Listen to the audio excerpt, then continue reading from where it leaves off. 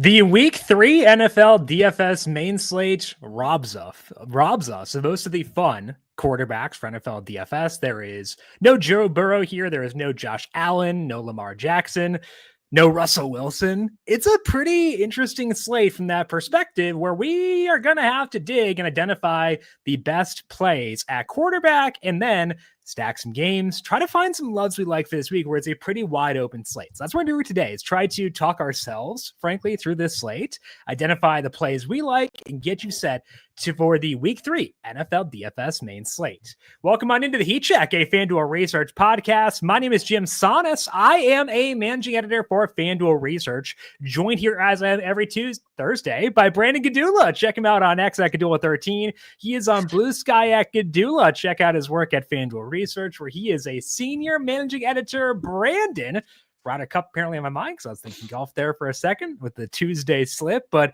Thursday it is indeed with week 3 around the corner. How you doing? Yeah, I was wondering how you got on Tuesday, but then it made sense with the long time. You know, we do way more golf shows than we do NFL shows, just based on the calendar. But yeah, I'm doing well. I am excited for Ryder Cup for sure. Not a whole lot gets me more excited than NFL football, but Ryder Cup's up there. It's mostly golf stuff at this point, honestly. Just in my advanced age, I just get more excited about golf. But yeah, it's been a solid start. Good week 1. Week 2 was, I would say, pretty good overall. This week is a mess, honestly, and we'll talk about that. But yeah, I'm gonna spin it back on you though. How are you doing? I am confused about this slate in a good way.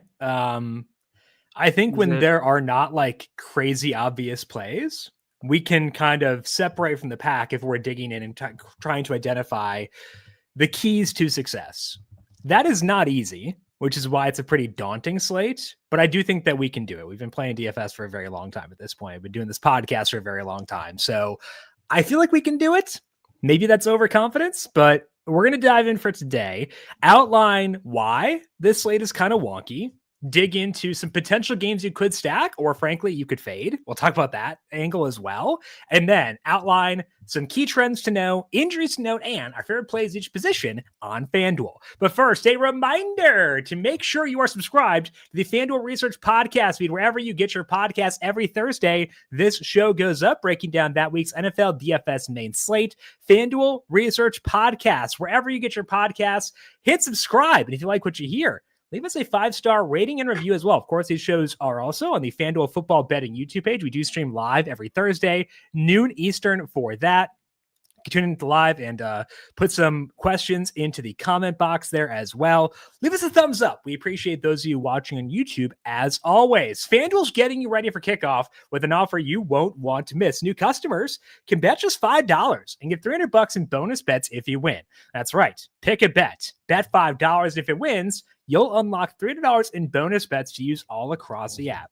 You can build parlays, bet player props, ride the live lines. Whatever your style, FanDuel has you covered. The NFL season is finally here.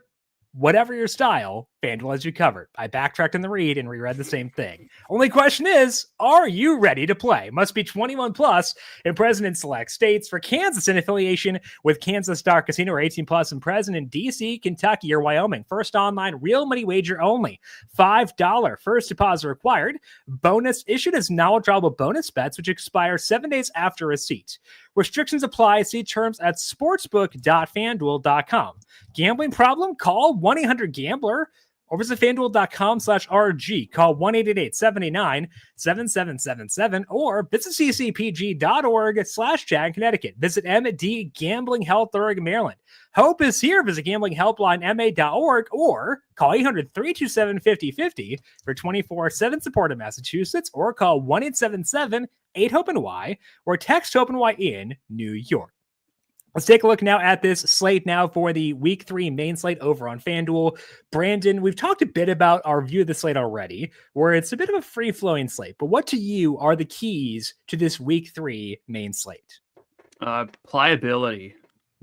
We'll go Tom Brady with it. Got to be pliable this week. There's for anyone who's listened to the show, which I'm sure most people listening now have listened before, but at the end of the show, Jim and I are going to scroll through the FanDuel player pool and look at who we want to call out, who we like, who we love, and name our loves. A lot of loves this week. So a lot of reasons for that, but honestly, it has a lot to do with just the holistic view of the slate in terms of potential high scoring games and like traditional heat check stackable games. So in lieu of a lot of loves, I apologize in advance, but a lot of my, do you like this player is going to be dependent on like, well, am I stacking that game this week? Like, or in this specific lineup? Is this one of the realities that I'm projecting out where Panthers and Falcons scores a ton of points? That matters for my response as to whether I like somebody. So we just don't have a lot of those high-powered games on the board. And, that could come across as like a negative. But I think it's an opportunity for us in tournaments to sort of say, you know what, in this instance, I think these are the two games of the day, and I'm going to stack them up pretty heavily. And we saw, with the Giants and Cowboys, that stuff can pay off. So it's going to be a lot easier. Like typically it's easy to kind of build like, okay, here's my best lineup. Right. It's going to feel impossible right this week. And maybe we get more info. Maybe some of the injuries we go through break a certain way and we have clear and obvious value and it helps. But I think we got to be pliable whenever we're looking at players and not get locked into jamming in some guys who, don't really fit the construction of the rest of our lineup. It's a good slate to be different in my eyes, because if you look at like the totals on this slate, there's only one with a total above 45.5. That is the Bears and Cowboys. I bet the under on that game. There's some wind in that game. I'm not enamored with either offense necessarily. I know both defenses stink, which is why the total is high, and the pace is not bad in that game either. But like, it's not the best game on the board by any means, at least in my eyes. And the second highest total involves the Broncos defense, which hasn't looked amazing so far, but we know over a longer run is pretty good. So honestly, you look at a lot of the totals in the mid-range, I think some of them are more fun than the higher total games. So I can be different on this slate without like massively deviating, kind of like you said, building around some of those mid-tier games that I think have the potential to go off, which I think the odds of it going off do increase if we get some good injury news at quarterback with Jaden Daniels and Brock Purdy. But I think that it allows us to deviate without being hopefully dumb. No guarantees in the not being dumb part, but like we can deviate for sure on this slate. The injuries do play a key part in that discussion, though. So let's begin with that, with the Commanders. Jaden Daniels, not a lock to start for the Commanders due to a knee strain. If he can't go, Marcus Mariota, revenge game against the Raiders this week. Dan Quinn has said that Daniels won't practice until Friday at the earliest. Austin Eckler's on IR. Noah Brown not going to play this week due to groin and knee injuries. We'll talk about the Commanders in the trends section. We got backup quarterbacks on both sides of the Bengals and Vikings game. Jake Browning will start for the Bengals with Carson Wentz for the Vikings. Aaron Jones also on IR for the Vikings due to a hamstring injury. Let's start with the Vikings. Are you on Jordan Mason and others with Wentz at quarterback for them? So specifically Jordan Mason and others? Take it however you please. Okay. There might be one love that I have on the whole slate, and it's going to be Jordan Mason, regardless of quarterback play, just due to the fact that he was already earning snaps. He got over a 50% snap rate in week 1 with Aaron Jones. I don't think they have a whole lot behind him. I don't think Cam Akers is really going to factor in much. So it's just one of those situations where it could be easy to overthink, and sometimes I'm lampshading the potential hypocrisy here of like, are they going to score? Like I called that out with Tony Pollard last week. This is a more free-flowing game, I think. This one has a chance to go over. I feel like sometimes whenever you get some backup quarterbacks, but with like decent health elsewhere, sometimes those games can actually be somewhat lively without maybe scoring 60 points. And we're looking at a week where there's not a lot of slam dunk plays, especially in that mid-range at running back this season seems to be evaporating because it seems like there's more market shares that are just divvied up. And maybe one of our trends over the next couple of weeks, we dig into how many backs are actually getting what we would consider a featured workload. There's even some studs that are like just kind of losing a couple, too many touches. So for me, Mason is going to be someone that I love more than pretty much anybody at salary. I asked you yesterday if it was 100% Mason slate. You backed me off of that a little bit, but he's going to be the guy that I have the most exposure to, and I don't feel that bad about it. Yeah. And as far as the rest of the team goes, I don't think I can quite get there, honestly. Carson Wentz wasn't even, he came in. When did he even join the team? Like August, late August. Weeks ago. Because they traded Sam Howell. They cut him or traded him? They got rid of Sam Howell. And they signed Carson Wentz. He did grow up a Vikings fan. So we got a little Tom Hoagie narrative in play here. Does that count? Does that help? I don't think so. Okay. But haven't seen a lot. You can fill me in on where you are with Wentz in 2025 , but Wentz is the reason I talked you off of 100% Jordan Mason. So that's where I stand with it. Honestly, if it were like McCarthy, even though McCarthy has not looked good, I would be 100% Mason. Like that would be fine by me. 85% is probably where I want to settle in with Mason as a result of that. Wentz, like we talked about Mac Jones last week, like, hey, he's not great, but he's proven he can get the ball to guys. I don't have that same confidence in Carson Wentz. So I'm fine with Mason, fine with 85% Mason. But I'm not getting to Justin Jefferson, not going TJ Hawkinson, who hasn't been amazing anyway. So to me, it's really just Mason and then get out of town after that, basically. Yeah. I again, we want to be different. We don't want to be dumb. I still think that this game has a chance to be a little bit more offense friendly than it could be, but is Justin Jefferson giving us a Justin Jefferson game? Yeah. Probably not. Just being honest. Yeah, I'd agree with that too. As for the Bengals, I have more confidence in them because Jake Browning has actually played well in the not terribly distant past. Also covered 3.5 last week. Shout out Jake Browning.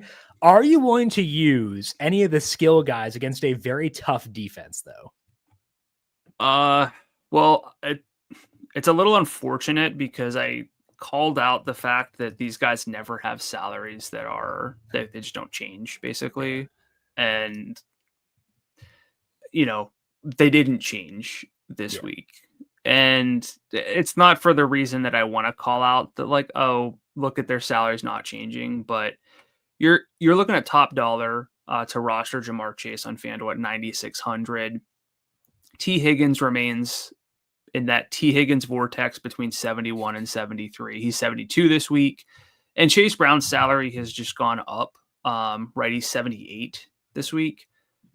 And you just get into a situation where that's where they pretty much be if Joe Burrow is playing. Yeah. And it's hard. Like, again, it goes back to be different if that's how everyone's thinking. Sure.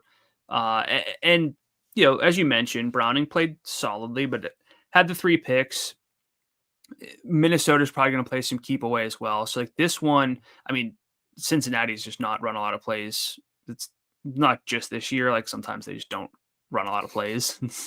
So this one could get ugly. And again, I'm thinking like potentially an over here, but it's got a little bit more to do with maybe some short fields than like a ton of yardage. Yeah, I agree with you where their salaries are based on Joe Burrow against a neutral defense, but this is Jake Browning against a very good defense. So personally, I'm probably not going to get to Bengals this week. I can be different elsewhere, and that's where I stand on that one. Brock Purdy did get in a limited practice for the Niners on Wednesday. Kyle Shanahan said that Purdy could start or serve as the number 2 quarterback this week. Kyle Shanahan has a terrible track record in injuries. So I don't know what to think about that, but I got no idea. Juwan Jennings didn't practice due to a shoulder injury. Also has an ankle injury now. That's new from last week. I think the ankle injury is a bigger concern as far as him playing this week, just super banged up, but he's also like, he's a gamer. He's a tough dude. What's your view of the Niners, given the injuries to Jennings, but also the uncertainty at quarterback with Jones and Purdy? So for the Niners specifically, if we're not talking just the pass catchers, then I still feel really good with Christian McCaffrey, whose red zone role, his expected touchdown numbers are just phenomenal. He caught an end zone target, which you love to see. He's got the highest workload in football among running backs. If you look at adjusted opportunities, which is carries plus double your targets. He came in after, the just not playing much, frankly, over multiple seasons. And then, of course, was tagged with that calf injury. And it's like, okay, are they going to monitor him? They got Brian Robinson, et cetera. Maybe their goal is not to run him into the ground. And he's just had the best workload in football. Is it a true, full-on Christian McCaffrey workload? In week 1, yeah. Last week, not so much. But to be honest, he's very close to the RB2 for me behind Mason at salary with the workload that he's getting. So just needs a little bit more touchdown equity, but I think he might have it this week against this defense. So I like McCaffrey a lot. Where are you with him? And then let's talk about the pass catchers. Same on McCaffrey. I have him with the highest projected touchdown total for this week on the main slate, second on the entire week behind just Derrick Henry. 91 is not high enough to scare me off, so I'll be there even if Mac Jones plays. I think that's totally fine. As far as the other guys, I do think that Pearsall is interesting at 56. The Arizona secondary is super banged up right now. Will Johnson might play, but they've put some guys in the IR. They've got other injuries. So, and with Jennings banged up, Pearsall showed in week 1 he can handle a pretty good target load, 10 targets there. His overall workload is not amazing, but he can have big games as he has shown. So Pearsall 56, I like with Mac Jones. I might love with Brock Purdy, and he becomes a cash game consideration if Jennings can't play. Are you okay with being that aggressive on Pearsall, or is that me being a bit overly optimistic? It's a little overly optimistic, but you're also not, I don't want to say you're that far off base. He's still going to get one of the troubles with lower salaried receivers is they're not usually down there because they get a lot of volume. It's like a Jameson Williams of he could, go for 100 yards and a touchdown on 2 catches. And Pearsall's target, volume itself is going to project a little bit better than some of these other just high ADOT guys with nothing behind it. Can I give you a different comp for him that I thought of this morning and I like? Sure.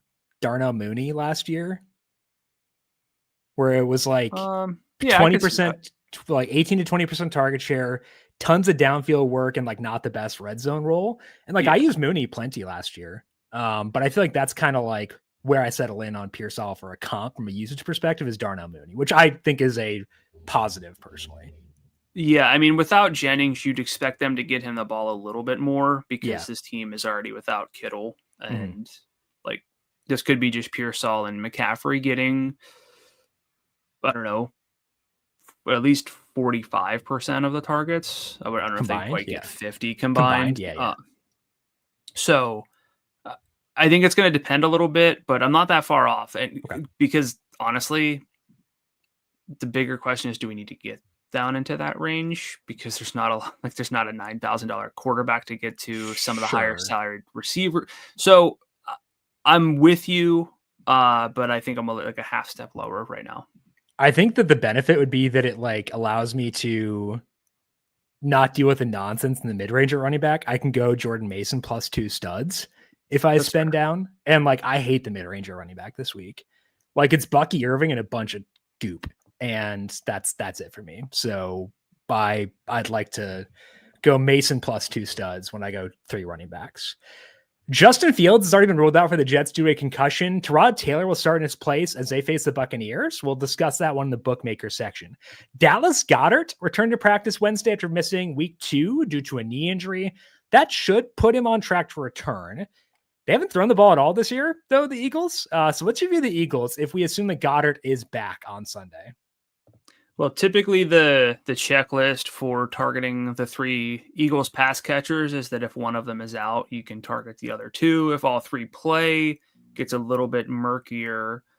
This week, too, this game could just I joked about this. I feel like this game against the Rams could kind of go under 30 or like over 55. And I wouldn't be that but I don't think it's going to go in between.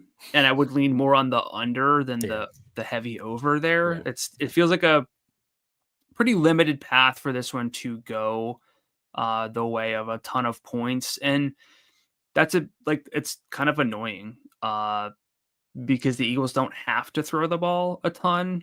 Now, you laid out a good case for this one being a little bit more interesting. So I think I'm kind of just out on it. I'm gonna kick it over to you, and then we can continue to discuss it. I agreed with you that it could be under 30 and or above 50. So I think I'm actually in line with you on this one. Okay. I think the case for it going over is the Rams get a lead early, and you prevent the Eagles from just like deflating the ball and like sitting on it the whole time. So there are paths to it being a good game, but I don't think it's like the most likely path. I kind of put it in a similar bucket to like some of the other games in the mid-range, but also like this one has less like sloppy fun potential. Like you can have sloppy fun, like Cowboys Giants is kind of sloppy fun. I thought last week, this one's not going to be sloppy fun. It'd be like high profile, like big plays and stuff like that. So I think that the path, this one being stupid, is tougher. Stupid in a positive way is tougher for me to see than like Cardinals Niners, for example. Yeah, I mean, Matt Stafford's been good. 0.12 EPA per drop back, 49% passing success rate, and he is just, as we would expect, doing us all a big favor. And to the stats.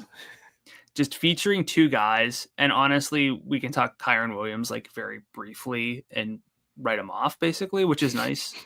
But Devontae Adams is at a 35% target share this year, with Puka Nacua at a 33% share. Yeah, and nobody else is above a 7.1% target share. And I talk about like and that's with Puka missing snaps, which is always something that could happen. Yeah. But I talk about like the target per route rate where 20% is about average, 30% is elite. Devontae right now is at 36% and Puka's at 40%. So I really like thought about this. If this were any other matchup, I think where this game just could have both teams run fewer than 60 plays, this could be a Matt Stafford, Puka, Devontae Adams like double stack against this slate where it's like, hey, Stafford throws for 4 touchdowns, 3 of them combined realistically go to those 2. They each go over like $120. Yeah, and no other quarterbacks are amazing. I just don't know in this game environment on the road. Yeah, if that's what we're gonna get.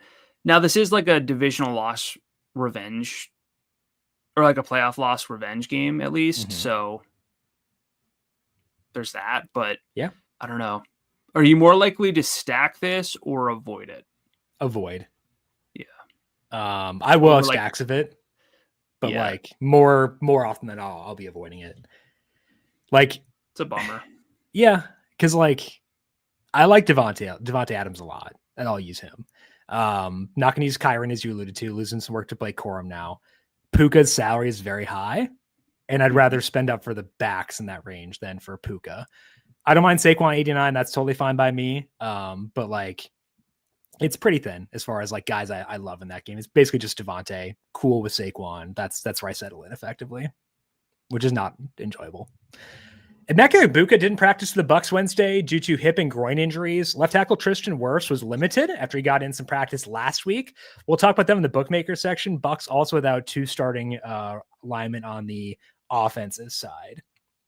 Josh Downs and Tyler Warren didn't practice on Wednesday for the Colts. Downs is an ankle injury. It's a toe for Warren. Too many toe injuries this year. There have not been any reports on those 2 guys, so I assume they'll be good to go, but that is worth noting there. Zach Charbonnet didn't practice due to a foot injury for the Seahawks. Kenneth Walker broke off some big plays last week. What would be your view of Kenneth Walker if Charbonnet could not go? Would absolutely love him. And he's been more efficient than Charbonnet as a rusher. We could see Beastquake too, honestly, from Kenneth Walker.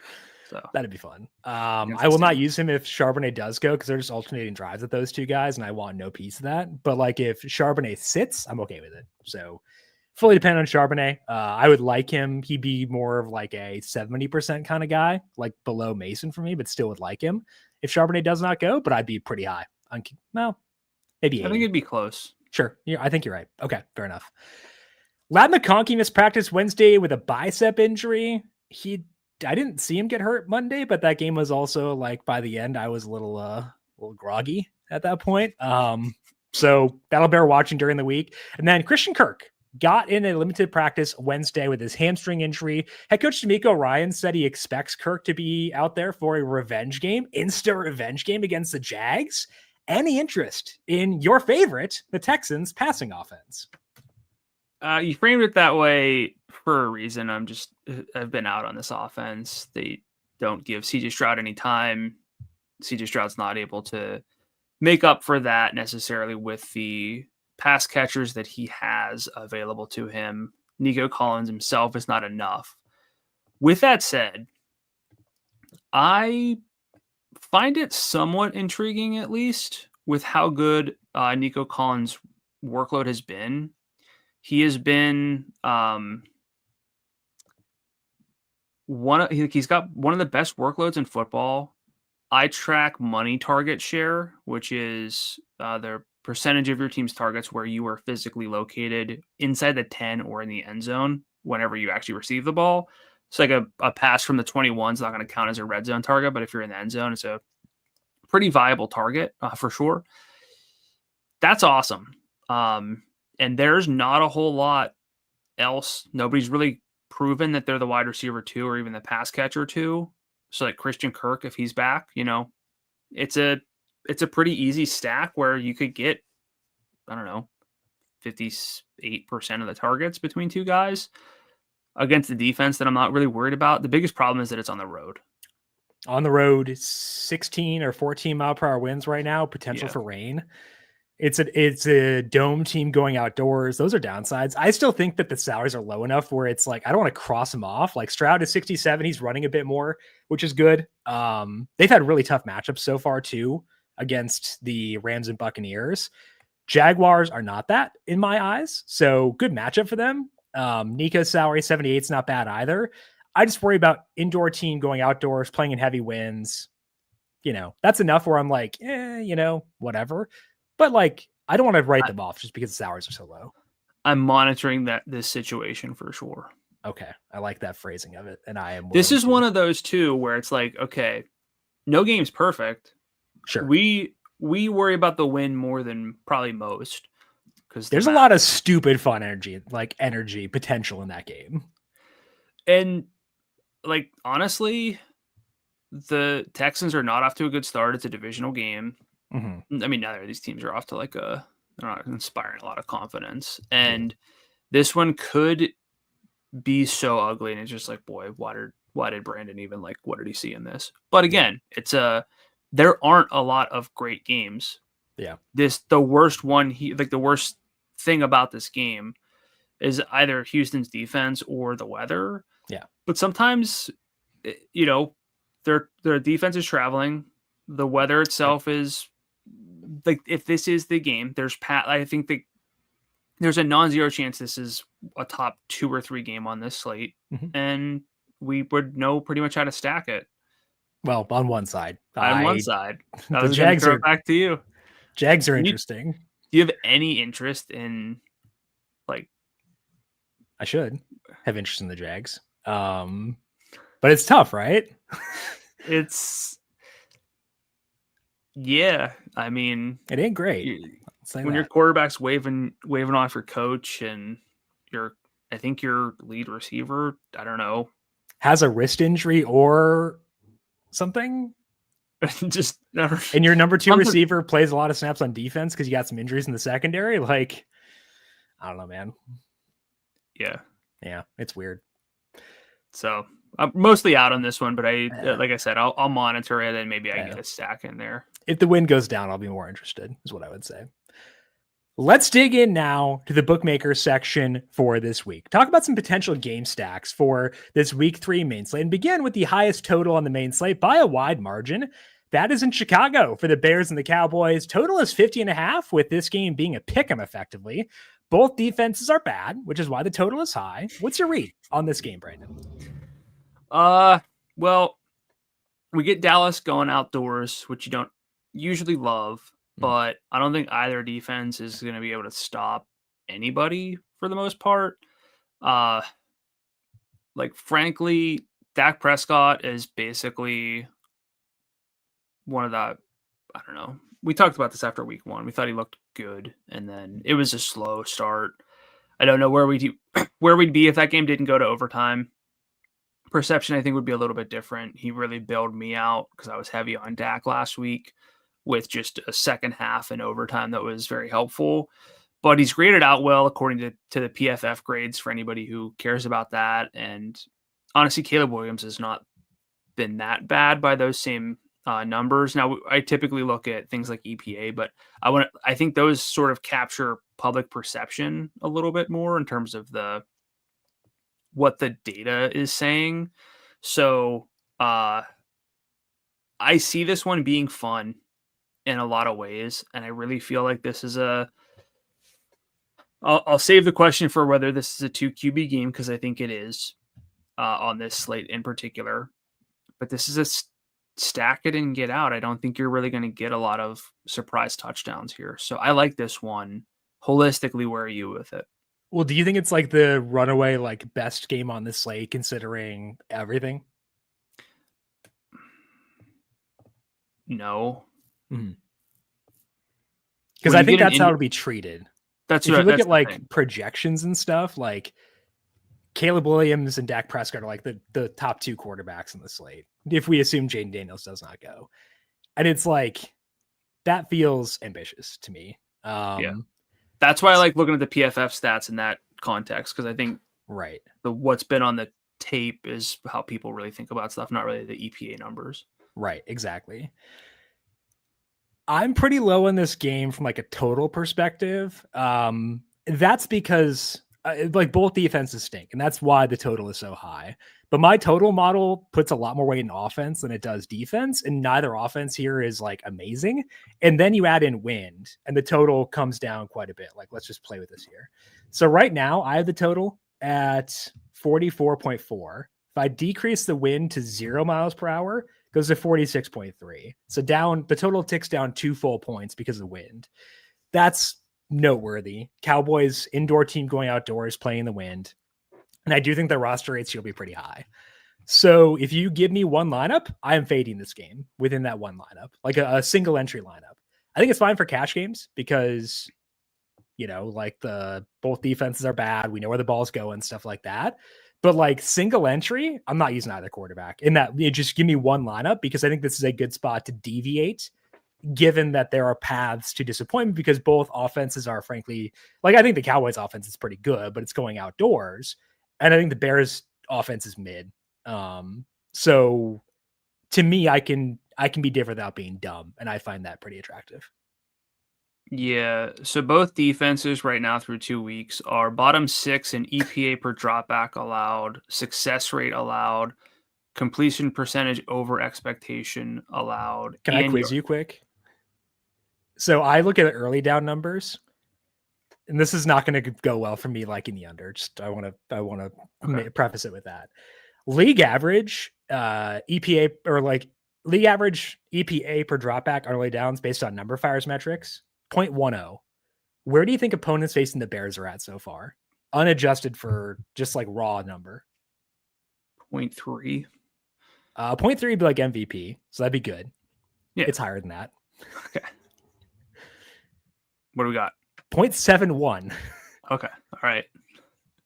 Yeah, I was like, it's one of those, I forget what the stat was, but it's basically who would be the best like running back based on yards per carry, or it's just like whoever's facing the Panthers, kind of like one of those stats is like, NFC MVP. Offensive Player of the Week back-to-back weeks has been the quarterback facing the Bears. Also, that should have been Amon-Ra last week, I think, not Goff. I love Goff. I think it should have been Amon-Ra, but whatever. Yeah. We can, and it probably shouldn't have been McCarthy in week 1 either. We can have those discussions at a different time.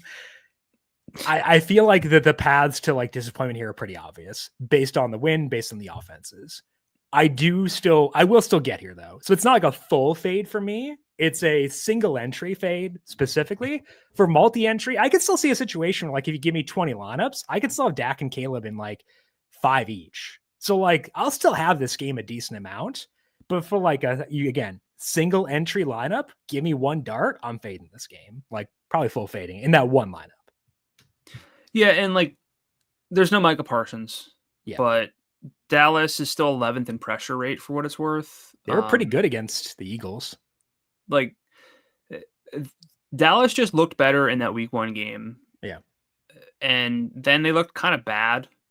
Like I'm thinking mostly the offense, honestly, because I was very invested in Dak and it was fine. It wasn't good. And then it became better. Yes.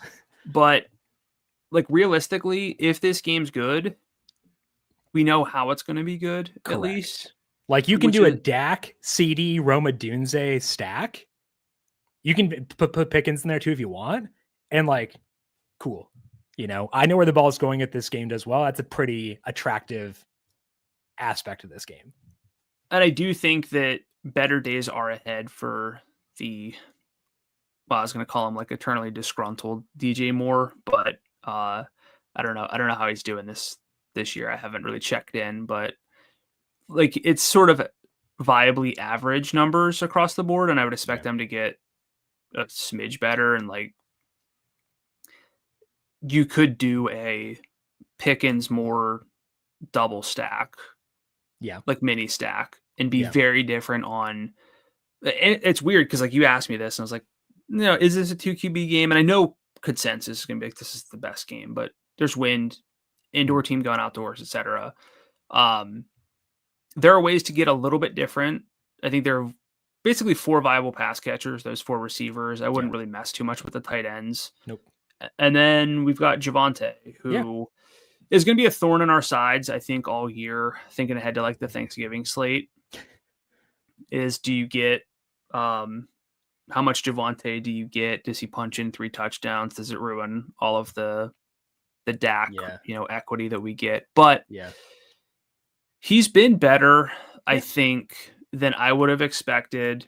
This guy had a lot of buzz coming out of college, went through injuries and everything, and maybe he's healthy. And like maybe, this whole time he put a healthy-ish Javonte in a pretty solid offense, and this is what you get. So I think I'd be dismissive to say, no, this isn't going to last, because like the numbers have been pretty good. Yeah. Do you prefer Javonte at 72 or Bucky Irving at 74? I mean, I'm going to go Bucky there because he's got more chance of being a mistake eraser in terms of getting up like 150 and a touchdown. I don't know. Like I know Javonte had good yardage last week. I don't know how consistently that'll happen. Maybe this is a week where he continues to do it. Not positive, but I would go Bucky there still, just personally. I think that Javante's fine in that range, and I will have him in my player pool on Sunday, but not a priority. And I don't like this range overall, so I'll use him. I think he's fine. I will not use DeAndre Swift. Do you like Javonte more this week than you liked Travis Etienne last week at 67? No. Mm-mm. Interesting. Because I have, should I though? I don't know. I mean, we had Tony Pollard last week playing the Jordan Mason role this week. There wasn't a whole lot else. There was a lot Tony of Pollard this week too, because he never scores and his salary doesn't go up. I feel a little bit more comfortable playing Javonte, I think, than I feel better about his role. I don't feel better about his juice / upside. So I feel better about him keeping his role than I did about ETN. That's right. But I liked ETN's ceiling more, if that makes sense. Sure. Any final thoughts for you on this game? No. Okay. Then let's talk now about the team with the highest implied total on the main slate. That is the Tampa Bay Buccaneers. Right now, FanDuel Sportsbook, their total for the Jets, 44.5, and the Buccaneers favored by 6.5 in this game. Again, some offensive line injuries. Luke Gedeke at right tackle out. Cody Mauch out for the Buccaneers. Tristan Wirfs could play. I still think he sits another week for them. Maybe they rush him back now with the injuries on the right side. But we know where the ball's going to go with the Bucs if Emeka Egbuka is able to play. the Jets still have a pretty decent pace. They'll start to Rod Taylor here. How are you viewing this game? And do you want any Jets with Taylor starting for them? I don't know if I want any Jets. Breece Hall's workload didn't change a ton necessarily last week. Just didn't have the yardage. So not completely out there, but this one's definitely more about the Buccaneers, which we know. I think we need to have a Rachaad White conversation at some point, but if we start where I typically like to is at quarterback, Baker Mayfield might be my QB1 for the week. Sure. Playing at home against a defense that, is not a complete pushover by any means, but not one that I fear a ton. They've gotten off to a pretty poor start in terms of EPA per drop back and pressure rate. So I like Baker. Even without Ibuka, we've seen Baker just throw to Kate Otten. It doesn't matter. Yeah. Like last year he had McMillions, Sterling Shepard, and traditional shout out Rich Rebar, a bunch of ancillary jabronis, and he was fine. Yeah. So he might be the QB1 for me. With or without Ibuka, but I'm assuming Ibuka plays just, I don't know, my perception. Could be wrong on that. But to me, it's Baker. And then that puts us on Mike Evans. Where are you with him in this individual matchup?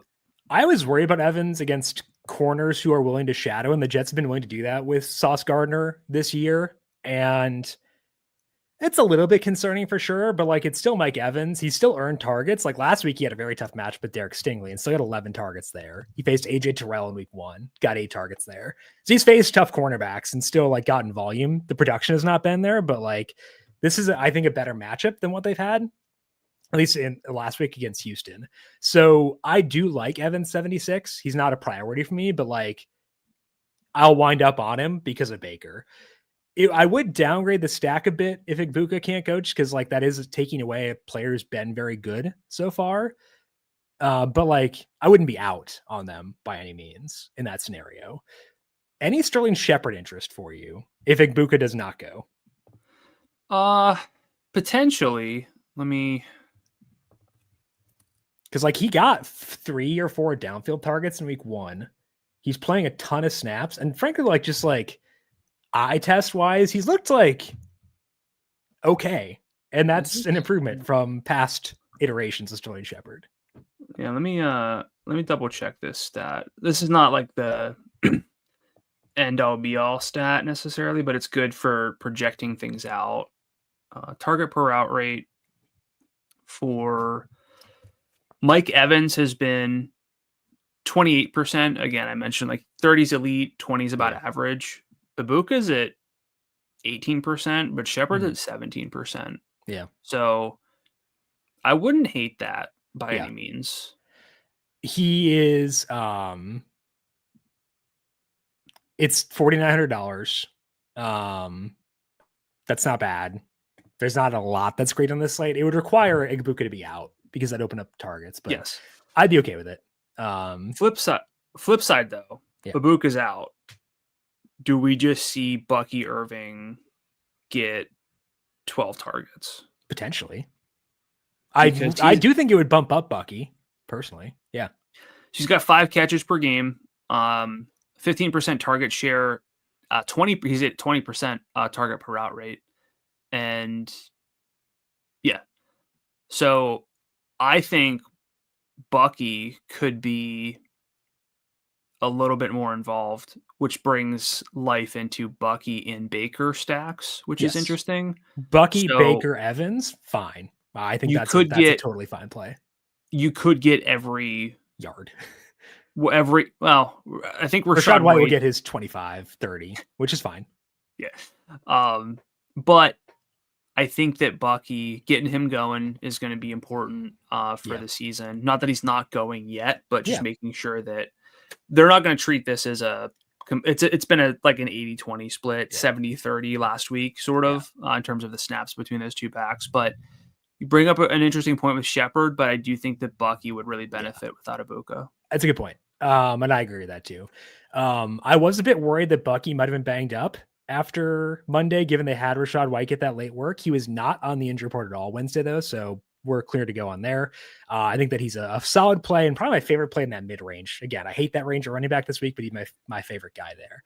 Brees, as you mentioned, 69, that's fine. I'm okay with that. Garrett Wilson is the same salary, 69. They're the only two Jets who are like relevant. If you have like Baker, like let's say you go Baker, Evans, Bucky, are you running it back with a Jet with Brees Hall or Garrett Wilson, or skipping that? I might skip that. I think I would too. There are better plays at receiver than Wilson. There are better plays than Brees Hall. So I'll have some of them, but I would need multiple Baker stacks to get there. I think like a standalone one Baker stack, probably not going to go there personally. I agree. Okay.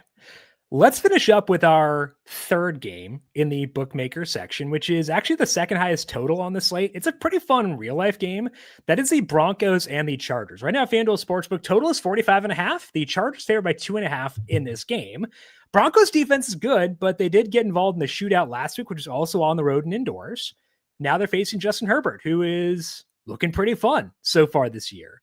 How are you viewing the Chargers against the Broncos, and what's your read on the Broncos on the other side? Maybe I should just have Herbert as the QB1. Maybe. I think the defense is a fair reason not to, because I do still trust them long term, but it's a fair call out for sure. Like they're top 10 in EPA per dropback allowed and success rate, but 21st in completion percentage over expectation, third in pressure rate. But I mean, Herbert's just been phenomenal. 0.37 EPA per dropback, 60% success rate, which is unheard of. Yeah. Right now through 2 weeks, league average is 46%. He's running the ball. I don't think this one really gets out of hand to the point where he just takes the foot off the pedal. No. And this team's been so pass heavy. We can talk like the running backs at some point and whether that's going to continue, but maybe Herbert at 76 at home, even in a tough matchup, you just kind of say they're not really getting out of this game without putting a lot on the back of Justin Herbert because they're 2-0. Yeah. They have a real chance to do some stuff and keep the other, like you give Denver a loss here with a win. They're 1-2. The Chiefs probably going to win, but like, are you really that worried about the Raiders? So like every game early on, I think is going to matter for this team. So he's in that conversation for the QB1 for sure.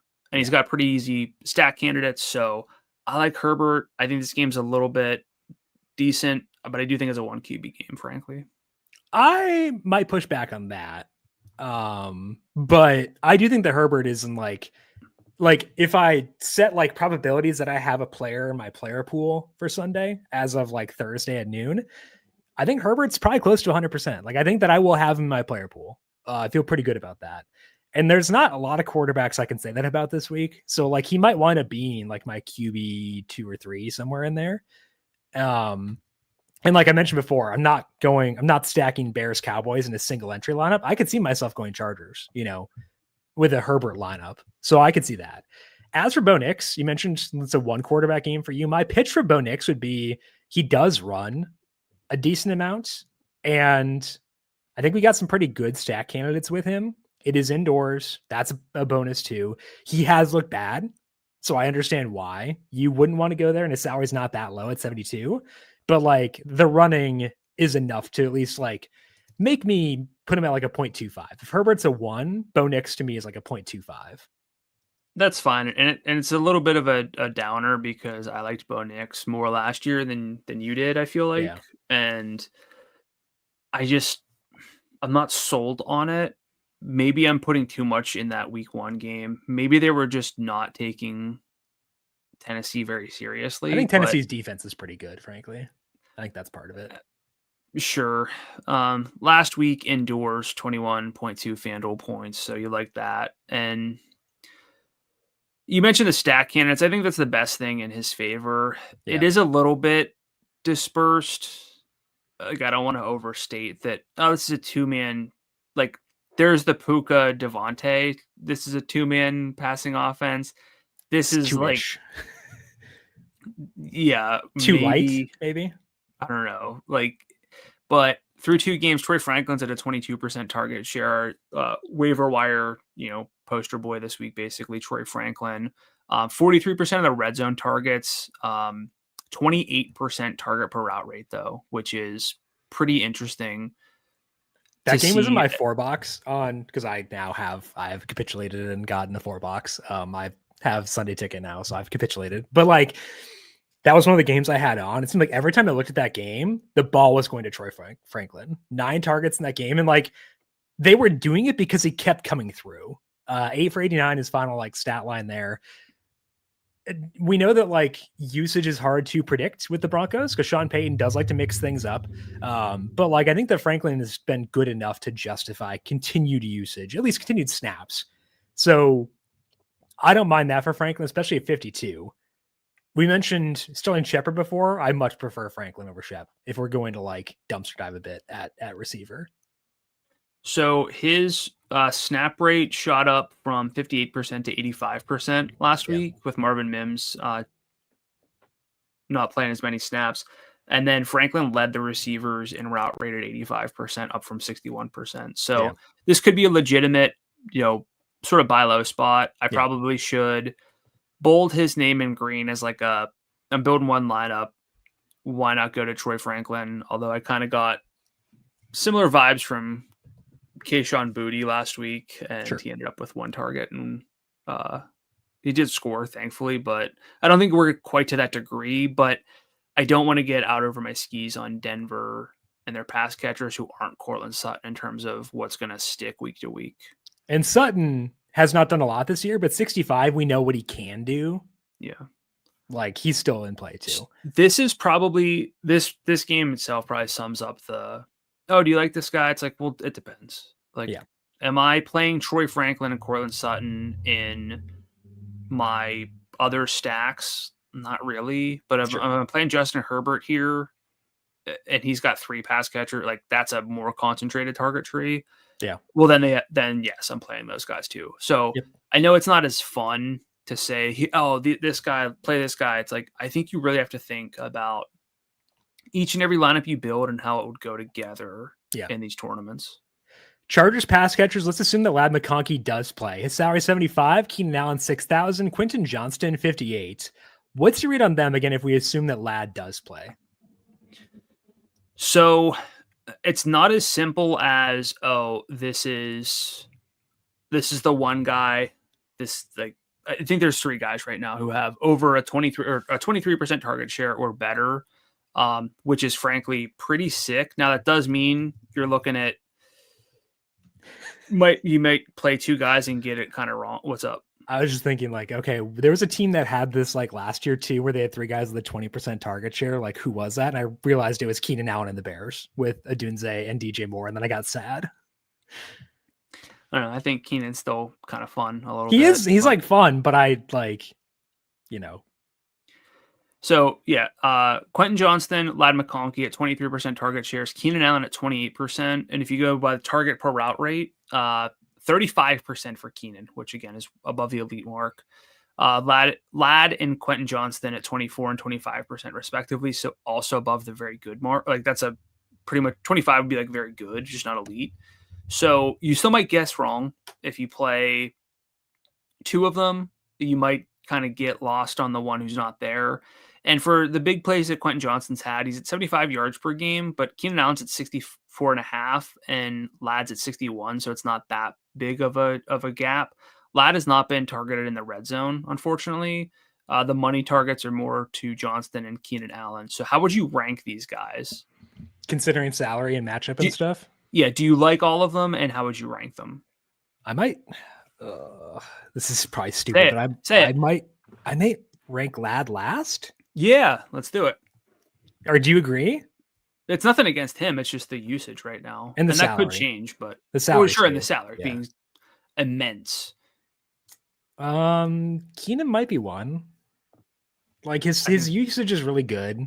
Like he said, he's been fine. Like he's been playing really well. So he might just wind up being number 1, I guess, on this list. Like our checklist, we haven't referenced this yet this year. So for new listeners, our checklist at receiver is you need to get 85 yards or 2 touchdowns. Like, you need that potential in order to be like a player I'll consider a receiver in my lineup. I think Keenan could do either of those personally. So for 6,000 in a game that I'll stack, sure, I think that works. Quentin Johnston, like, they're actually getting the ball downfield now. Like, that was always the thing. Like, even in college, like, he wasn't really a huge like downfield guy. It was a lot of like rinky dink weird kind of passes. But like this year has a 33% deep target share. He's converted on some of those too. So I'd probably go Keenan 1, Johnston 2, Ladd 3, considering salary. I would as well. Okay. Again, it's nothing against Ladd. It's potentially the injury could linger, and just the early usage. It's you don't have to, like, I don't really have this pulled up, but if I told you that you had a receiver with a 28% target share and a 40% red zone share tied to one of the best quarterbacks in football so far this year, you'd be very interested. Yeah. And you're getting kind of almost two of those guys with Allen and Johnston. So I'm also softening my stance on like slot boys. Because I did, like, when I was setting up my anytime touchdown model, I did like research on like touchdown rates by archetype, and like a slot player who gets like not a lot of downfield work, but like good red zone work and good overall work, they do get a lot of touchdowns. So I'm more fine with them now than I used to be because of that. So I guess progress. This is a 0 running back game for you, because it is for me. I like Amarian Hampton is easily tagged as a touchdown regression candidate, but I don't know how long it's going to stick his role. Like that's so I'm worried about that. And then the Broncos are just going to be a nightmare all year with their running backs. So it is a J.K. Dobbins revenge game, but he's actually still in the Charger blue in his headshot on FanDuel too. So, any final thoughts for you on this game? No. Okay, then let's dive in to our trends discussion for week number 3, and let's begin with a game that is kind of in that bucket of like games that could be kind of fun, don't have the highest total, but like at least has paths to being silly. That is the Falcons and the Panthers. You were going to look at the Falcons passing offense because they have a very good matchup for this week. What'd you see when you dug into those numbers? Yeah, so this is a perfect, like, they were in prime time. They didn't look great. They threw the ball like 4 times, and now they're playing a team where they could just run the ball and maybe not throw again. A lot of different variables in terms of like, this ain't it this week. But I think that there's probably a little bit more to it. Carolina's 24th in adjusted pass defense, according to Number Fire's metrics, 30th in pressure rate as well. And through 2 weeks, Michael Penix has been fine, like efficiency wise, 6.9 yards per attempt, which isn't where you want it. Just 1 passing touchdown, no interceptions for 0.01 EPA per dropback, which is like, whatever. Like, again, it's fine. It's not like it's he's been terrible and now we're trying to bounce back. The passing success rate though is 48.6%, which again, I mentioned league average so far is 45.5%. And I think especially early on, and if you don't factor out turnovers, EPA can get a little bit fluky. Big plays one way or the other. Like, think about that Patrick Mahomes pick on the goal line, which was not his fault. Like that stuff matters. So success rate early on, I think, is also a good indicator. And he's pushing the ball downfield okay. 9 downfield passing attempts per game, so over 10 yards. The ADOT's 7.1, a little bit lower than you'd want it, but he got Darnell Mooney back last week. Bijan and Kyle Pitts led with 5 targets each, which again doesn't sound like a lot, but it's 24% in a low volume game. Drake London and Darnell Mooney got 4 each for 19%. But it is a very concentrated target tree, which is nice. And I would expect that Drake London gets more than 19% of targets this week. It was a whole thing. There, people on Twitter like, oh, they're not even looking his way. I get it. That's not going to stick, I don't think, long term, especially after he had 15 targets in week 1, was it? So his target share was phenomenal last year with Penix. Started off great, and now it's like, okay, what's he done so far this year? 9.5 and 4.4 FanDuel points. It's whatever, but a salary of 7,300 is really decent. And now Carolina's like I get it that they're 30th in adjusted rush defense. They have 2 running backs, honestly, who could just eat the clock. Like Tyler Algier is just one of the best second string running backs that we have in football. But there's kind of enough here where I'm like, we want to zig where people are zagging. I don't really know outside of that top game, that Bears and Cowboys game, where people are zigging to anyway or zagging which way. I'm kind of okay with the idea that this is a get right spot specifically for the passing offense, where Michael Penix might end with like a 24 of 28 line for like 289 and like 3 or 4 touchdowns. The biggest argument against that, I think, is that they just run the ball a ton. But Penix salary, 6,800, as we talked about, not a lot of quarterbacks inspiring a ton of confidence. Drake London's salary, 7,300. Darnell Mooney, 5,800. Kyle Pitts, 54, which we never thought we'd get there again, but he's been a bit more involved this year. And I think we can get to Bijan at a salary of 9,500. Bijan versus Jamar Chase, it's 96, is like at least 9 times out of 10 I'm going Bijan there. Yeah. And we have the salary to get there. So I like this offense. I wouldn't play Tyler Algier myself, but he could go for 100 and a touchdown, and it wouldn't surprise me. But I wanted to I'm turning the key in this. I'm trying to get the ignition to turn over, and I'm like, I just can't quite sell myself on it that this is going to be a big passing day for this offense. Where are you with Atlanta's passing offense through 2 weeks, entering a matchup that they should be able to throw against? I do think it's a good matchup, and I want to be receptive because I like to look at I like to take my bias out of things. I didn't like Penix coming out, so I want to make sure I'm not being overly restrictive. And so I want to put weight in what I see. If you look at obvious passing situations, his efficiency numbers have been pretty good since the start of last year in those situations. So that's a positive. I will say though that he kind of stunk on Sunday, and it was covered up by the fact that JJ McCarthy was worse. If they're at 0.05 EPA per dropback on early downs, based on number fires metrics, they're at negative 0.04 once you adjust for opponent, which is odd, but it mostly comes from the fact they weren't good against Tampa Bay. So I just feel weird about it. And then there's London at 73. He had that shoulder injury, and then the usage went down. Shoulder injuries I care a lot about at receiver because you can see that linger. Mooney has a shoulder injury too. So I want to be higher on them given the matchup. I just can't. I don't feel great about it. And I don't know. Am I being too dismissive of them? Well, you mentioned that he didn't look great last week, which I'm not saying he did. I think it's a little bit of a different environment, though. Yeah, facing the Vikings in Minnesota and facing Carolina. Very fair point. Very fair point. Yes. If memory serves, these were both pretty fantasy friendly games last year. Yeah. I think it was a week 18 game where the Falcons are trying to go to the playoffs. If they won and the Bucs lost, they would go. The Bucs flirted with disaster the entire game, but then Bryce Young was nah, dude, I got this. And catapulting Bryce Young towards a great 2025. Yeah. So again, I'm not sold on it to the degree that this is the way I'm playing this thing, and I want to get heavy on the Falcons. But I do think it's going to be it can't be much worse than it was, honestly, with the target volume.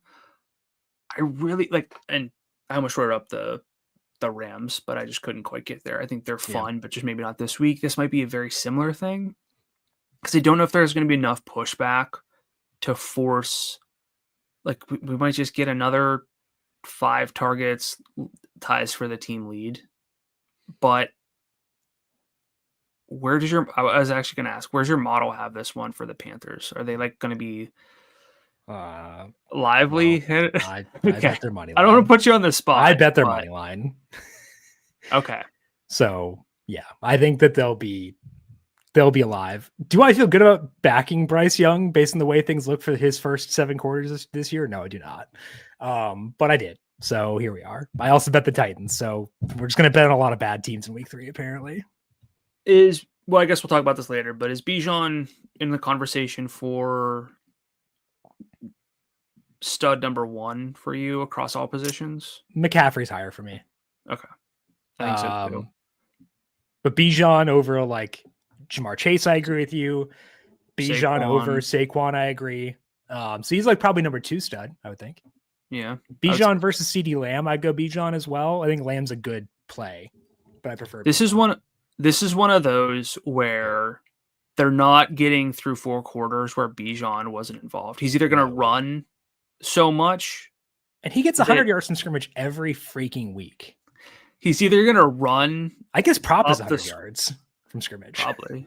I mean, so he's either going to run and get there, or in some reality where they're trailing or it's a competitive game, he's going to run and catch the ball. So right, like week 1, the rushing wasn't there because he scored like a 70-yard receiving touchdown. Yeah, unlike the first play. Yeah, let's see here. His rushing plus receiving he is minus 290 to get 90 plus yards. He is minus 192 to get 110 plus yards. This is sicko stuff. Like, it makes sense. It makes sense. So I get it. So yeah, I like Bijan, probably my number 2 stud behind McCaffrey for this week. Overall, though, London or Devontae Adams. It's an interesting one. I might go Devontae there. I would go Devontae, but I think London's fair there because he'll bounce back. So I like London, like Bijan. That's where I settle in there. Let's move on to our second trend for this week and talk about the Washington Commanders. As mentioned earlier on, they may not have Jaden Daniels for this game. So want to dig in a bit to see Marcus Mariota, what he's done with this team, but then also just offense in general, because like there are pretty low salaries on this Commanders team for a match with the Raiders that I don't hate. Mariota last year, 47 dropbacks with the Commanders, average 0.47 passing NEP per dropback in those. It's still a big downgrade. Like, we know what Marcus Mariota is at this point. As much as it breaks my heart, he is not an MVP caliber player. I wish he were. But he showed he can navigate the offense, which is enough for me. The running back room will be interesting here. Austin Eckler's on IR due to a torn Achilles, which opens up a lot of usage. Eckler played 49% and 54% of the snaps in the first 2 games. Got work as both a rusher and a receiver. Ja'Cory Krosky-Merritt was second in snaps in both games, 10 carries in the opener for 82 yards. Didn't do a lot last Thursday in a negative game script against a very tough team. Krosky-Merritt has run 13 routes in 2 games compared to 11 for Jeremy McNichols. McNichols, I think, will have more routes run than Bill this week. But I'll be interested if Bill can get some more combo work. Chris Rodriguez, also a threat to steal some goal line work. Krosky-Merritt, $5,500. That's low enough where I'll give him a spin at times, but like he is like a 25% play for me. Like, I want to keep it down there because there are a lot of paths to him not having like huge fantasy potential. I would like him more of Jaden Daniels plays. As for the pass catchers, Deebo Samuel leads with a 26% target share. Nobody has more than 3 deep targets.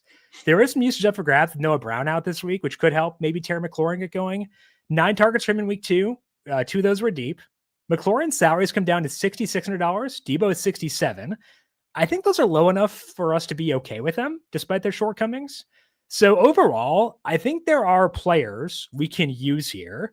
Are you willing to do that with Washington, or does the concern around Daniels and the non-elite roles these guys have keep you away? There's so much to cover here because we have the factor of the quarterback change, and also, if Daniels plays, do we think that he's himself, or there's really no rushing? Which I would assume there's not a lot of rushing. Yeah. So it really makes it difficult to sell myself on playing Jaden this week. I could be wrong. I could regret that. Now, like, what's your expectation for his practice report? And limited Friday, questionable, waiting for the Shefty bomb on Saturday night.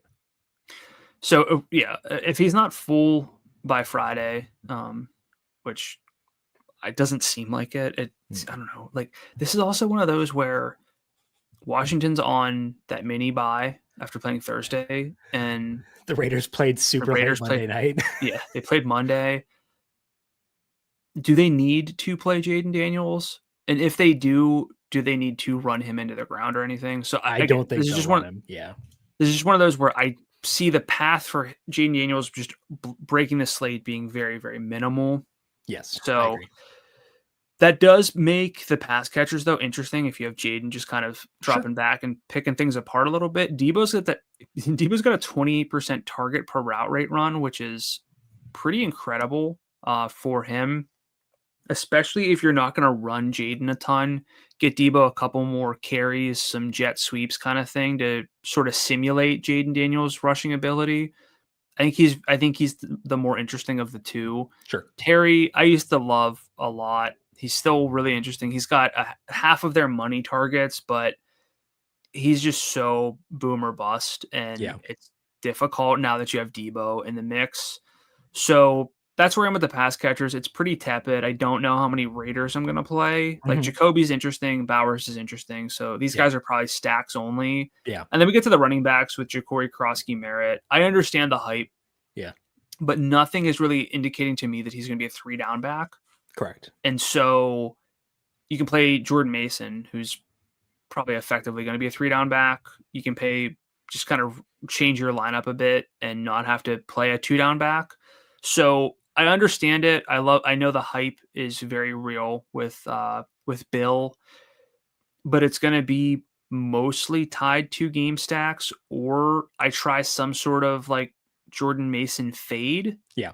In a particular lineup and just pivot down to Krosky Merritt, or I sell myself on a 4-receiver lineup, or at least a double value with Mason and Krosky Merritt and hope they get across the finish line and then really save salary.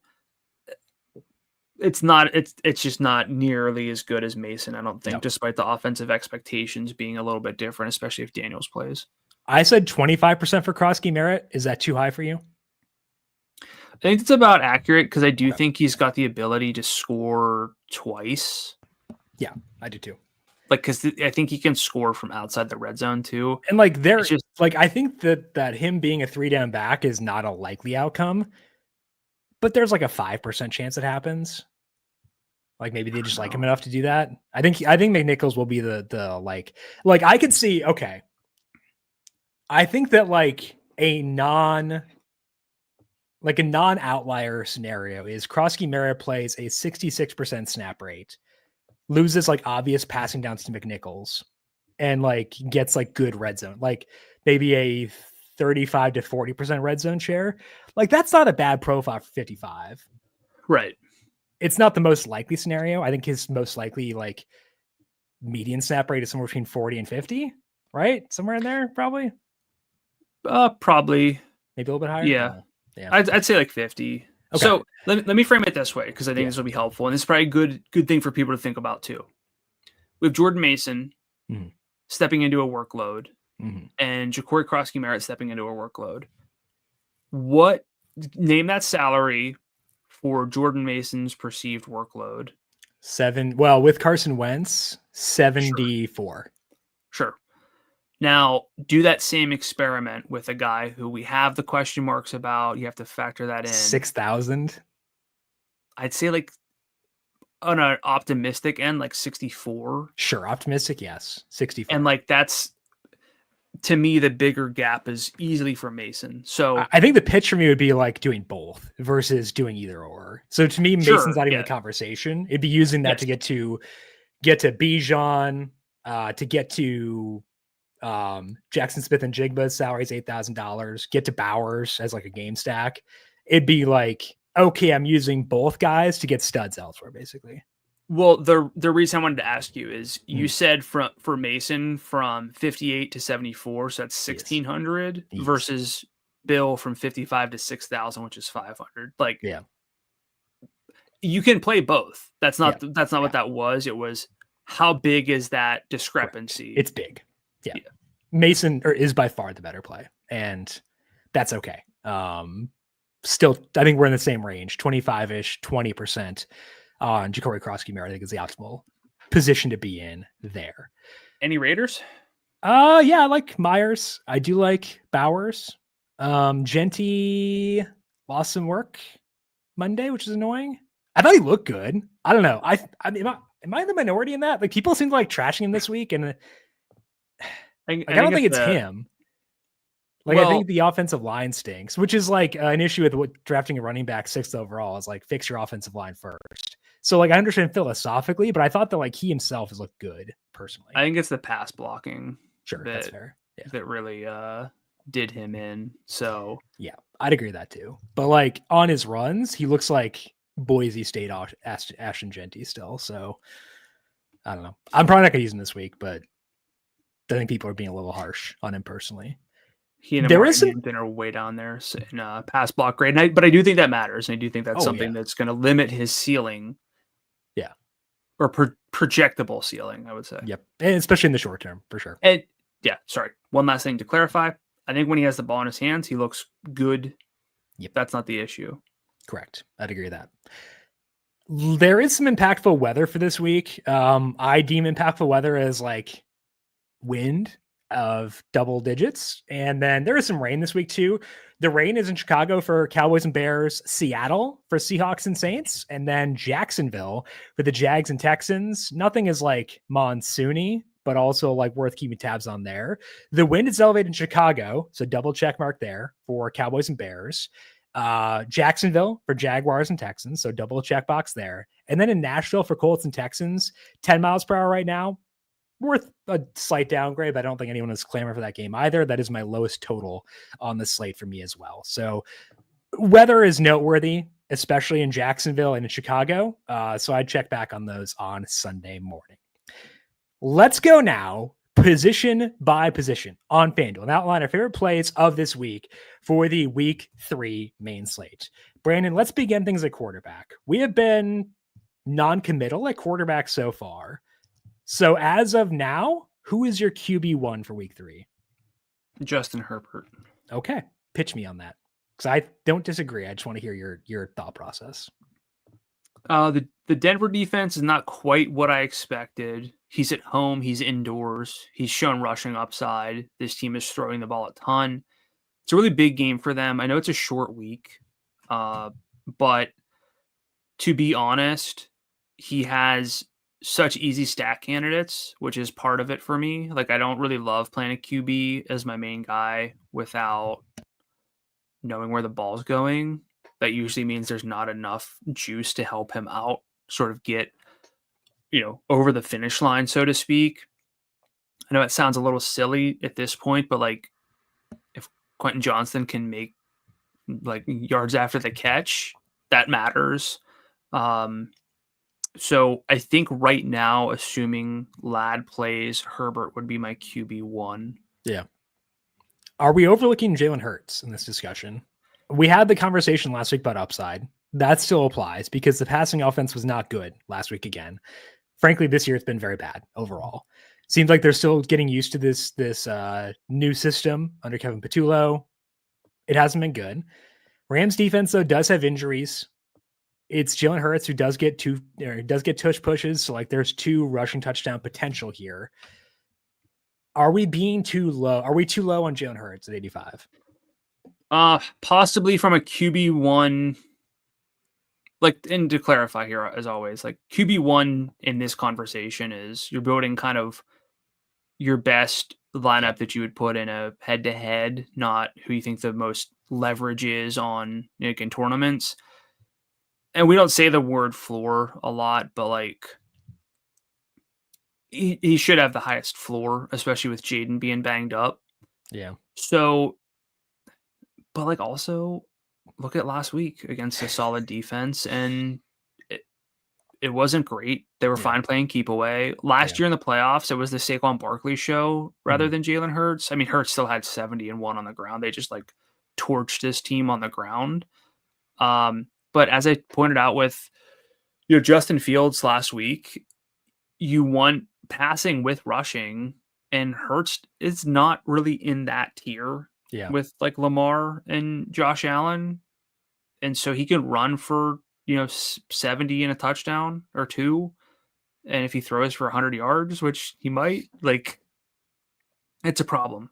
Yeah. So I don't think we're really overlooking him. Yeah. But you'd have to sell me on that every other quarterback is going to fail to put up 20.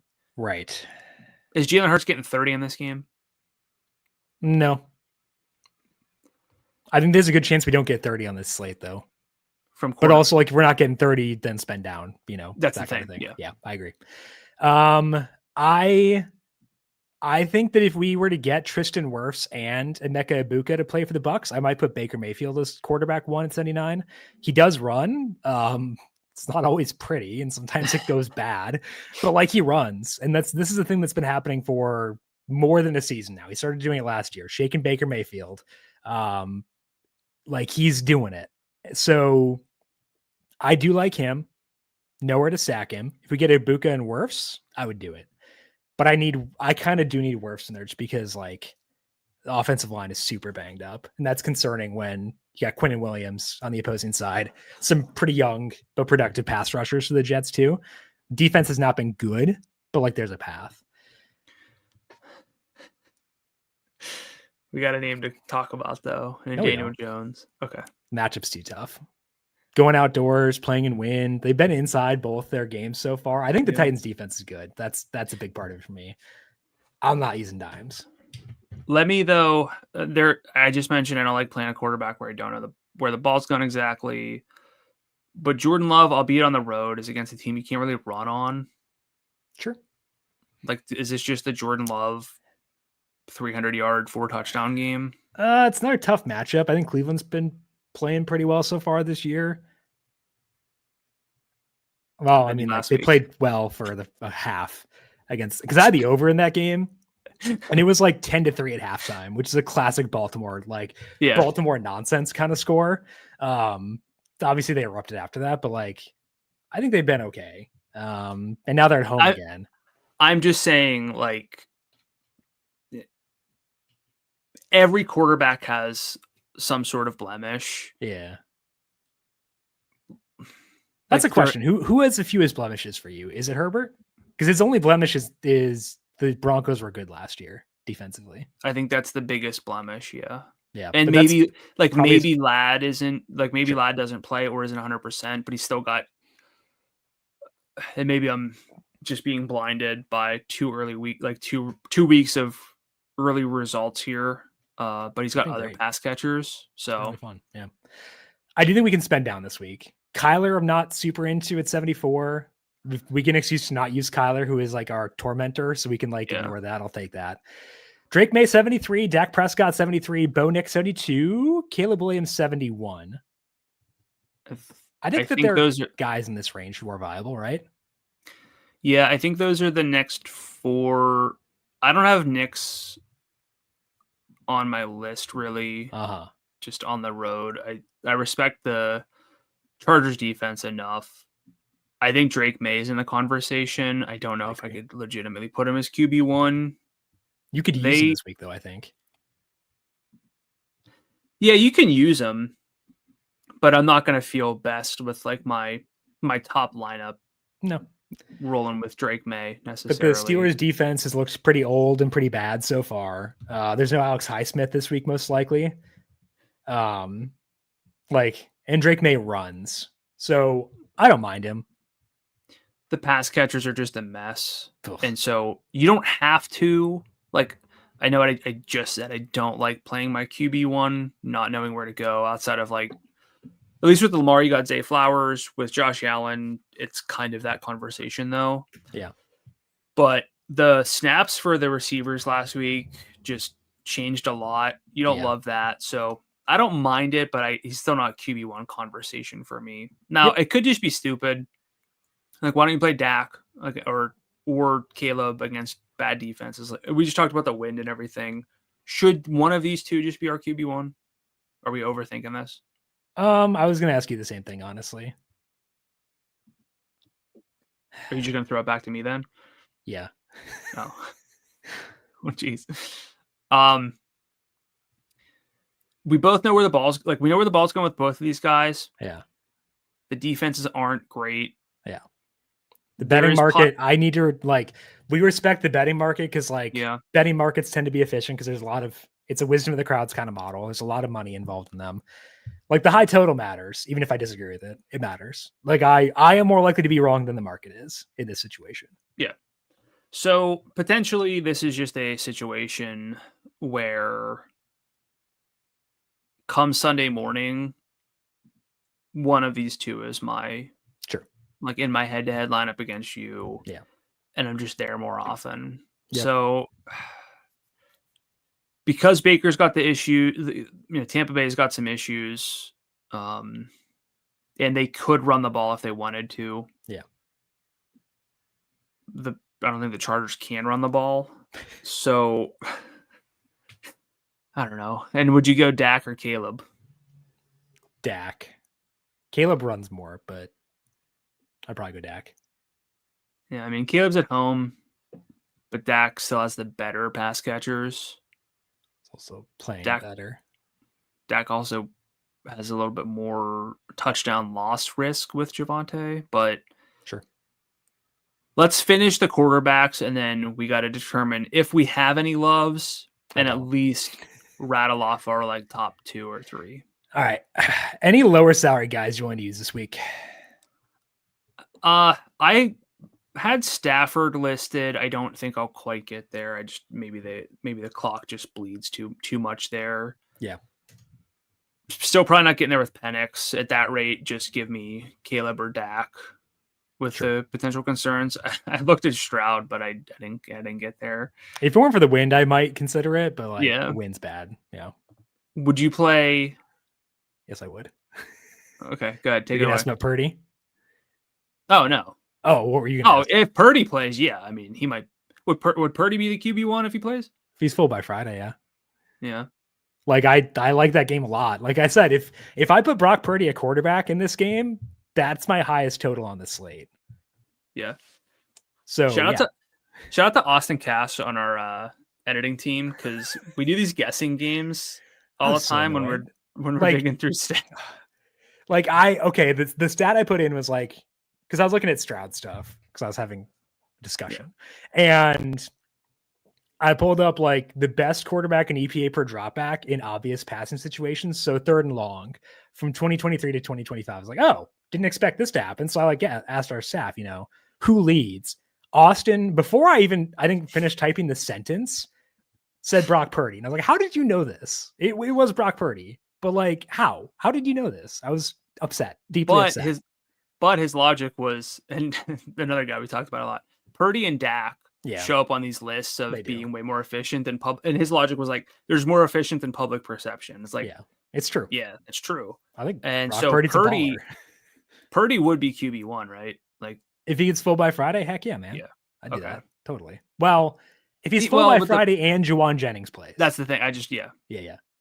Yes, I think he would be. Other one I want to shout was Marcus Mariota at 6,000 if Jaden Daniels can't go. He actually ran a lot last year in the 2 games that he played where Daniels left early. He had 556 in one. He had 11 for 34 in the other. They're at home, revenge game. He's healthy, he's rested. I would go Mariota at 6,000 at times too. Yeah, that would, because Mariota plus stacks here of Debo. I'd probably double. I think if you're playing Mariota, you might double stack them. Sure. Well, you're not as dependent on passing production though. Yeah. So I don't know. If this were a better week with better games to go at, then absolutely I would be higher on Mariota, but yeah. Okay. Right. So we're through. Yep. Who's your do you have any loves and who are your top 3 QBs? I don't have any loves unless we get Brock Purdy full by Friday with Juwan Jennings. Then Purdy be my love and he'd be my quarterback 1.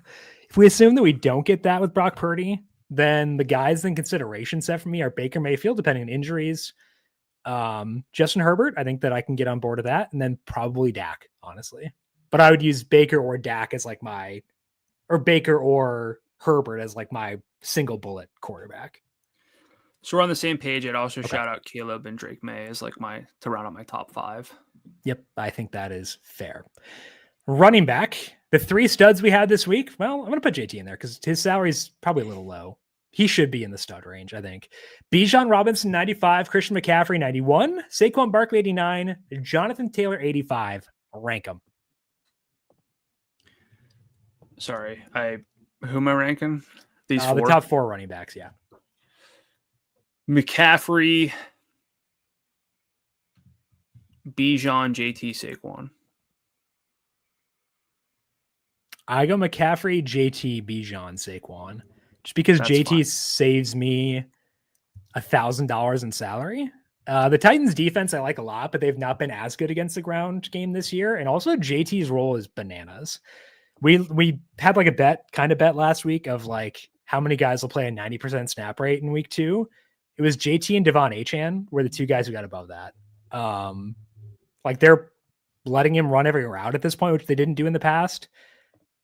Daniel Jones making this offense competent. His salary is probably lower than it should be. So like, I think that JT's number 2 behind McCaffrey for me. So the reason I got sidetracked was I was double checking this stat. Jonathan Taylor's played in week 1. He played 100% of the first half snaps for the Colts. Then they were up by 40. 94%. What's that? Then they were up by 40, so they sat him. And then 94% of the first half snaps last week. So he's at 97% of the snaps in the first half for this team. So it kind of helps account for the garbage time situation that they were in. So the reason that I just put Bijan first is I know JT's got the same like 100 percentile outcome basically, but I think Bijan's just substantially more likely against the Panthers to get fair point. So I get it though. It's interesting. We're clearly on Saquon last and McCaffrey first, but this is I will toy with, can you play all 3? We actually well, we didn't get a question about that, but Alvin was asking on YouTube if we can get a lineup in with McCaffrey and Bijan and Mason. I think that works, especially if you go like with Purdy, like a Purdy, Pearsall, Marvin Harrison Jr. stack. You can make that combo 3 work really, really easily without like making you hate the rest of your lineup. Oh yeah, I think you definitely could because there are some stud receivers, but as we're going to talk about, there's a lot in the 5K range that you can consider. Yes. Tight end, like we typically like tight ends at home, and there are some high salary guys, but they're like all on the road. Yeah. And McBride's facing the black hole. Yeah. So Trey McBride's, if he scores this week of all weeks, he will. It's going to be something. Juwan Johnson scored against him last week, and I was so mad. So, well, I guess Juwan Johnson is relevant too because he's probably the tight end 1, maybe. I don't know. But like without needing Lamar or Josh Allen, you're automatically pretty much saving salary at quarterback. You're going to save with Mason if he's in that trio, and receiver, you can kind of do what's left. So I think it's very, very doable. And I honestly, with the uncertainties at quarterback, and as we're going to go through a similar process at receiver as we did with quarterback, of like, I like this guy. Who do I love? I don't know. Bijan, McCaffrey, and Mason might be the way that I want to build my primary lineup. I want 2 of these 4 in there. Yeah. I might go McCaffrey and Taylor, but like I want 2 of those 4. Yeah. I think that's how this is. This is the most, because we'll talk running back here. The mid-range sucks.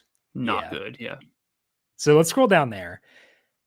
Like Josh Jacobs has one of the highest like touchdown projections for me this week, but like his yardage is not amazing because he's losing some passing game work to Chris Brooks.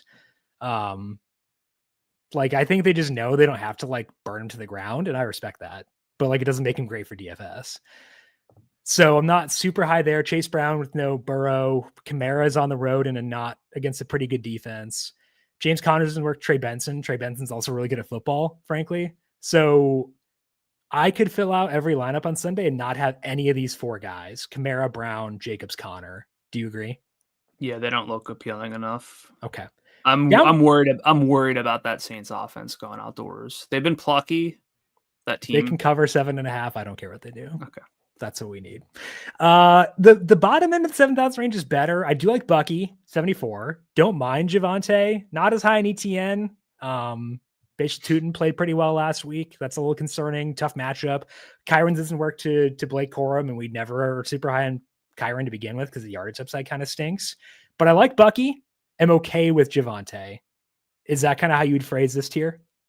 I agree. I think the best case against the top 4 is that we just say, Bucky's. This could be remember when Bucky was down to 74? Yeah. Just because. Yeah. For no reason. Because, his salary typically, his upper 7s. Second half of last year was upper 7s, low 8s, honestly. Yep. I agree with that. Okay. Getting into the 6,000 range, also, frankly, not a ton I like down here. Like, Breece Hall's fine. Not using Chuba.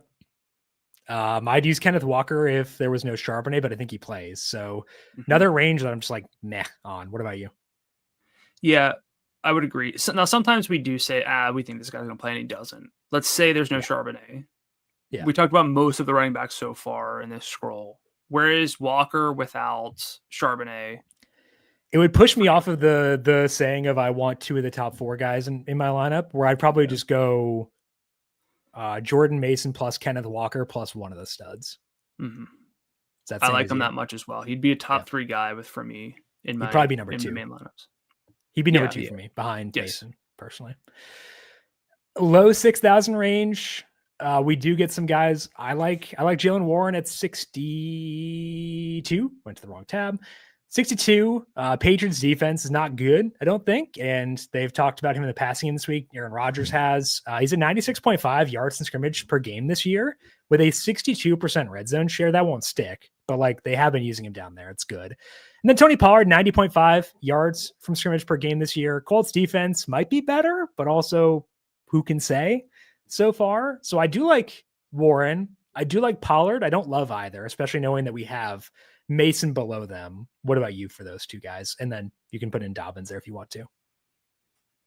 Dobbins? Do you have any thoughts on him? No, I'm not playing J.K. Dobbins. I'm not playing I'm not playing a Broncos running back unless it's a small slate. Warren or Pollard? Pollard more than Warren. I get the case for Warren. I don't know how sticky everything's going to be, and I just don't like this offense. Mm-hmm. Yep, that is fair. All right, scrolling down further, 6K and lower, Jordan Mason. Any final thoughts on him as our one true shining star of the week? RB1 at salary. Don't know how you complicate it. I know the offensive expectations are down, but you're not going to get a workload like this. And maybe he's just a two-down guy. I don't really know how that happens, though, honestly. Yeah. So, and their backups are Xavier Scott and Cam Akers. I don't know, man. The only other guy I'd shout out down here is Ja'Cory Krosky-Merritt at 55, just because, again, there's potential for a 66% snap rate. It's not an amazing rule, but it's good enough for 55. I'll filter him in at times. If we get Kenneth Walker the third with no Charbonnet, I will probably omit Krosky-Merritt from my player pool at that time because I don't need to, but would be willing to use him. Any other guys you want to shout out here below 6,000? I'm just going to note, well, I guess 2 things because he's on the top of your board here now. Quinshon Judkins. Yeah. Great efficiency on limited touches. That's going to go up. I just don't know if there's enough yet. He didn't have a contract until Wednesday, and he came out and he had 10 carries in his first game. I laughed because I still had the pass block grades pulled up for running backs because I was curious about where Genty and Hampton ranked. But I'm just going to shout out that Travion Henderson is graded as a 0. He had 3 penalties last week, I think. And I will just note that Ramondre Stevenson's been in the 65% snap range and has been pretty good. There was a report last week that the snap rate of running back was going to change for the Patriots, and it did change because Henderson went down from 31% to 29%. So there was a change. It's not the change people may have been expecting. Yeah. So is there any consideration for Ramondre? No. Not me. Just below 6,000, it's just Mason and Krosky-Merritt for me. That's fine. Okay. Who are your loves at running back? Mason, obligatory Walker without Charbonnet. Sure. McCaffrey. So it's basically Mason, McCaffrey, Bijan, JT, and Bucky are my big five. Yep. I would go Mason, putting Kenneth Walker without Charbonnet as the number 2. Then McCaffrey, JT, Bijan, and Bucky. So we're actually on a very similar page at running back. Let's go to receiver. Let's talk about the studs first. We haven't really talked a lot about them. Jamar Chase, 96. Neither of us are really super there this week. Puka's salary is very high. I understand why, but that game is like, meh. I have him indoors personally. Justin Jefferson, no. McCarthy, 89.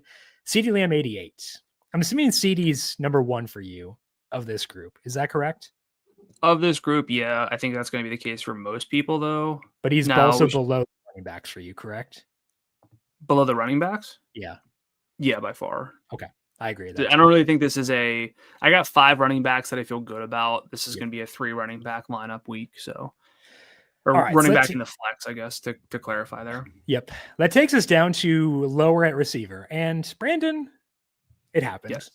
I will finally be willing to use Jackson Smith and Jigba, because my constant reason for not wanting to be there is because he is always in games with low total. That's true this week too. However, there are no good games this week. So I don't need to care about that. And I can use the guy with a 44% target share and a salary of $8,000 facing a defense that I don't really respect that much. So I finally am going to use Jackson Smith and Jigba. Are you proud of me? I am. I like him a lot for like those high floor cash game double up type of lineups. He's got over 17 FanDuel points in both games so far without a receiving score. So that's the type of thing. 2 fumbles in one of them.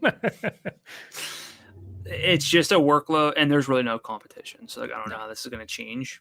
So he's going to be top 3, top 5 in target share by the end of the year, like all season. So I feel good about him. I prefer him to Nico, which is strange from an archetype standpoint. It feels a little bit like putting a couple years ago, like Amon-Ra St. Brown over Tyreek Hill or something like that. But with some concerns with A, Houston's offense, B, the weather.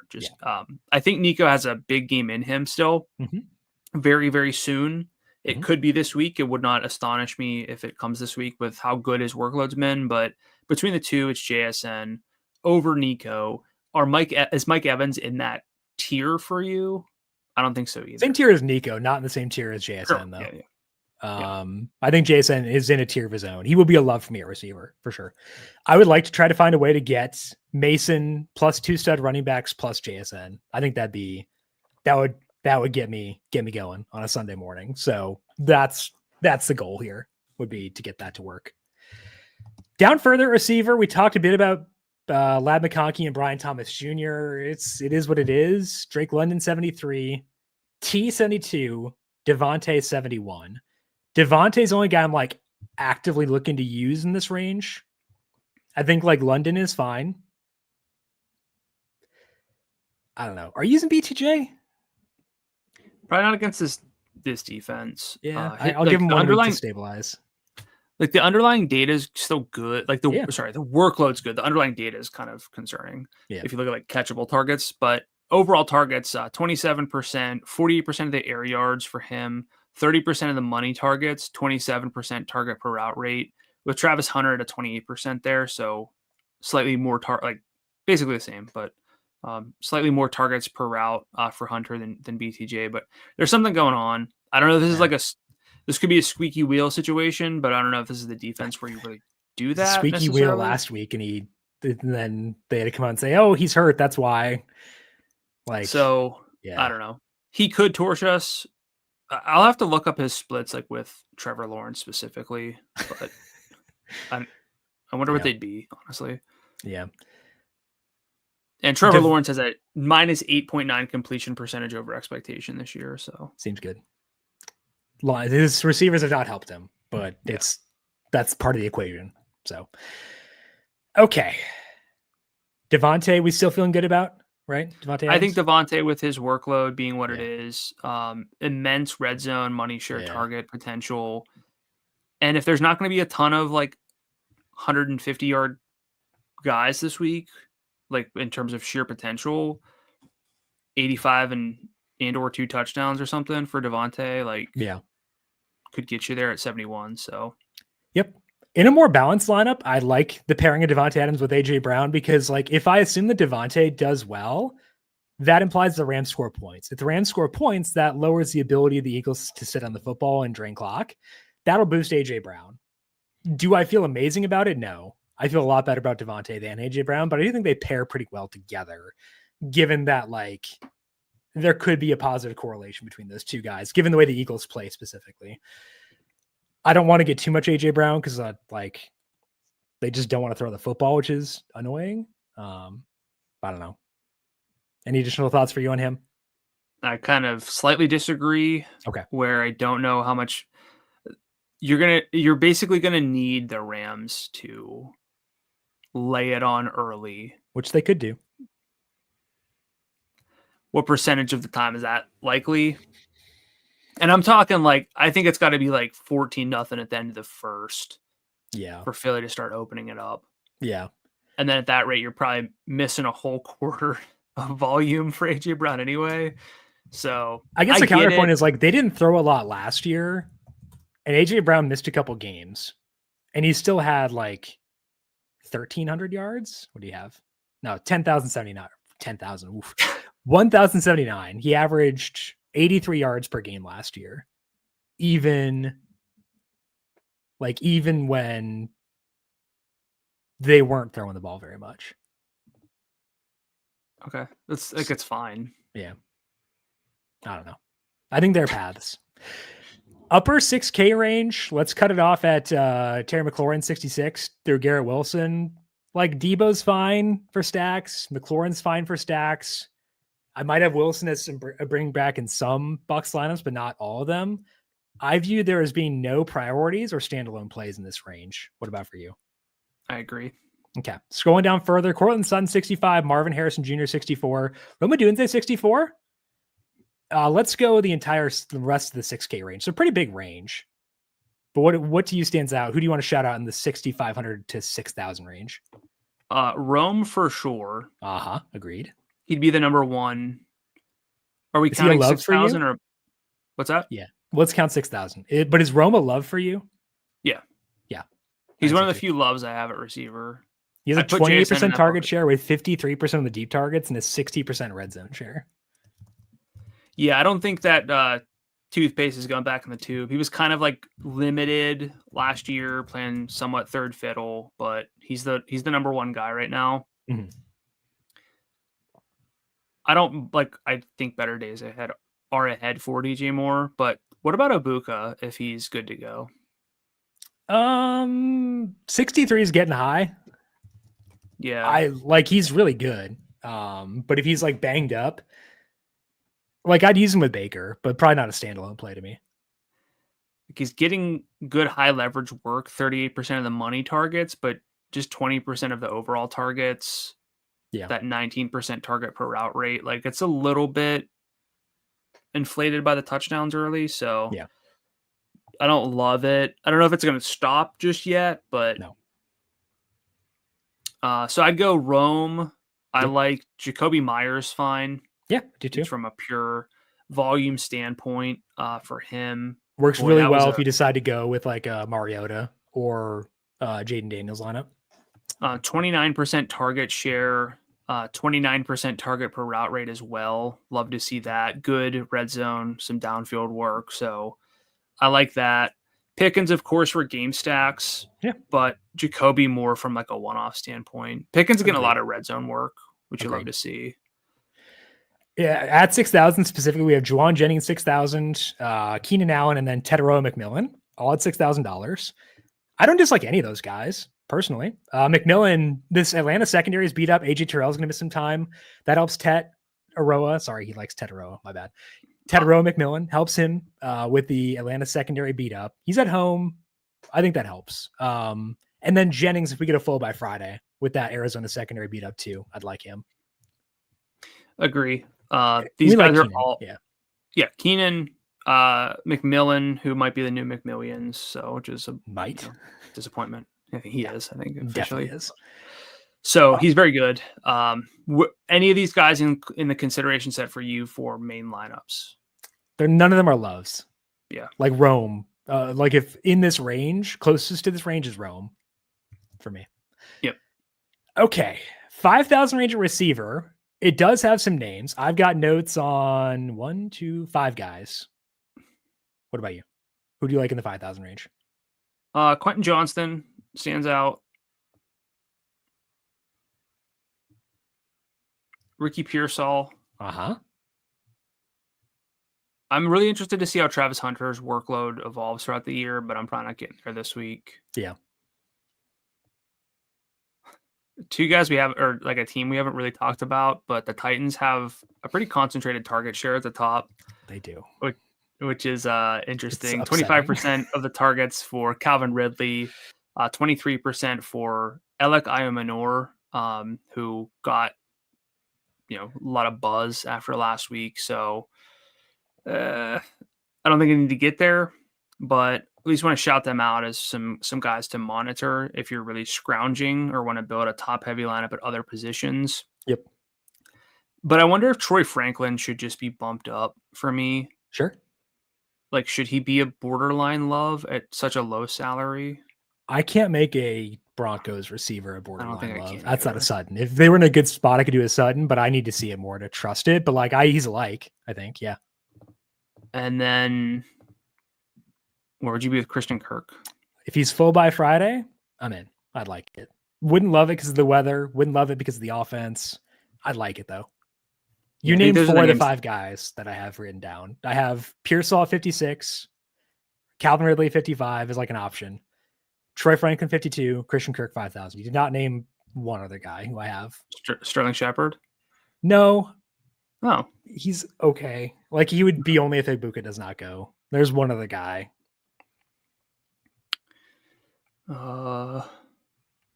He's higher. Upper 5K range. Upper 5K? Jerry Jeudy? No. I don't know. Just tell me. It's Romeo Doubs. He's the one Packers player who plays most snaps, frankly. He's been getting some targets. He gets open. He plays decent snaps. $1,500. Like, it's a very efficient passing offense. I at least want to give him a look, I guess. How many times do you think he's ever gone to 20 FanDuel points? Once. Yeah. And how much is changing? Like, they're just still going to, I don't think he's really going through a role change, I guess is my thing. Someone did mention we blew past Pittman, 57. His role's been fine so far. I don't really feel the need to use him because I think I like someone else in that offense more. But any thoughts for you, Michael Pittman Jr.? 21% target share, 23% target per route rate. Not a lot of red zone work, which is interesting. Yeah. Could lose that, though, to a legitimate reason in Tyler Warren, who's at 27%. Yep. Money targets also favor Tyler Warren. We've been down historically on Pittman for different reasons, but a lot of that was like downfield work.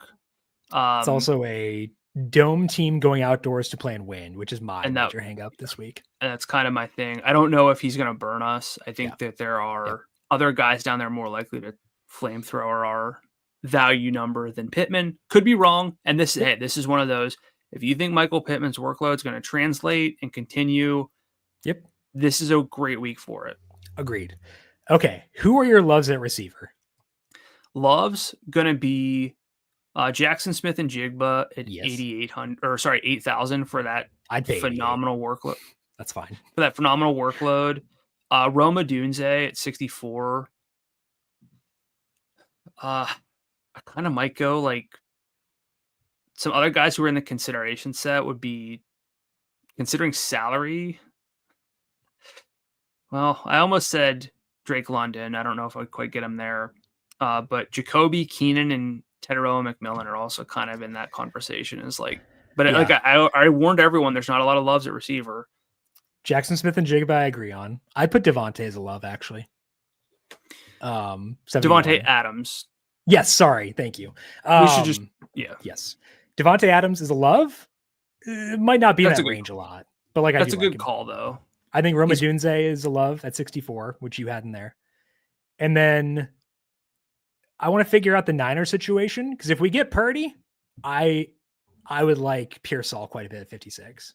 So keeping close tabs on them to potentially add a love. All good there? Yeah. All right. Tight end. Bowers ran more routes than I thought he would last week. I kind of thought he'd be like super limited, but instead he was like normal, which was weird. His salary though is 74, kind of high, given that he's not super healthy, stuff like that. McBride 7,000 facing the black hole. That's not great. Tucker Kraft's salary shot up real fast. I don't think anybody in this upper range of tight end is worth prioritizing this week. How about you?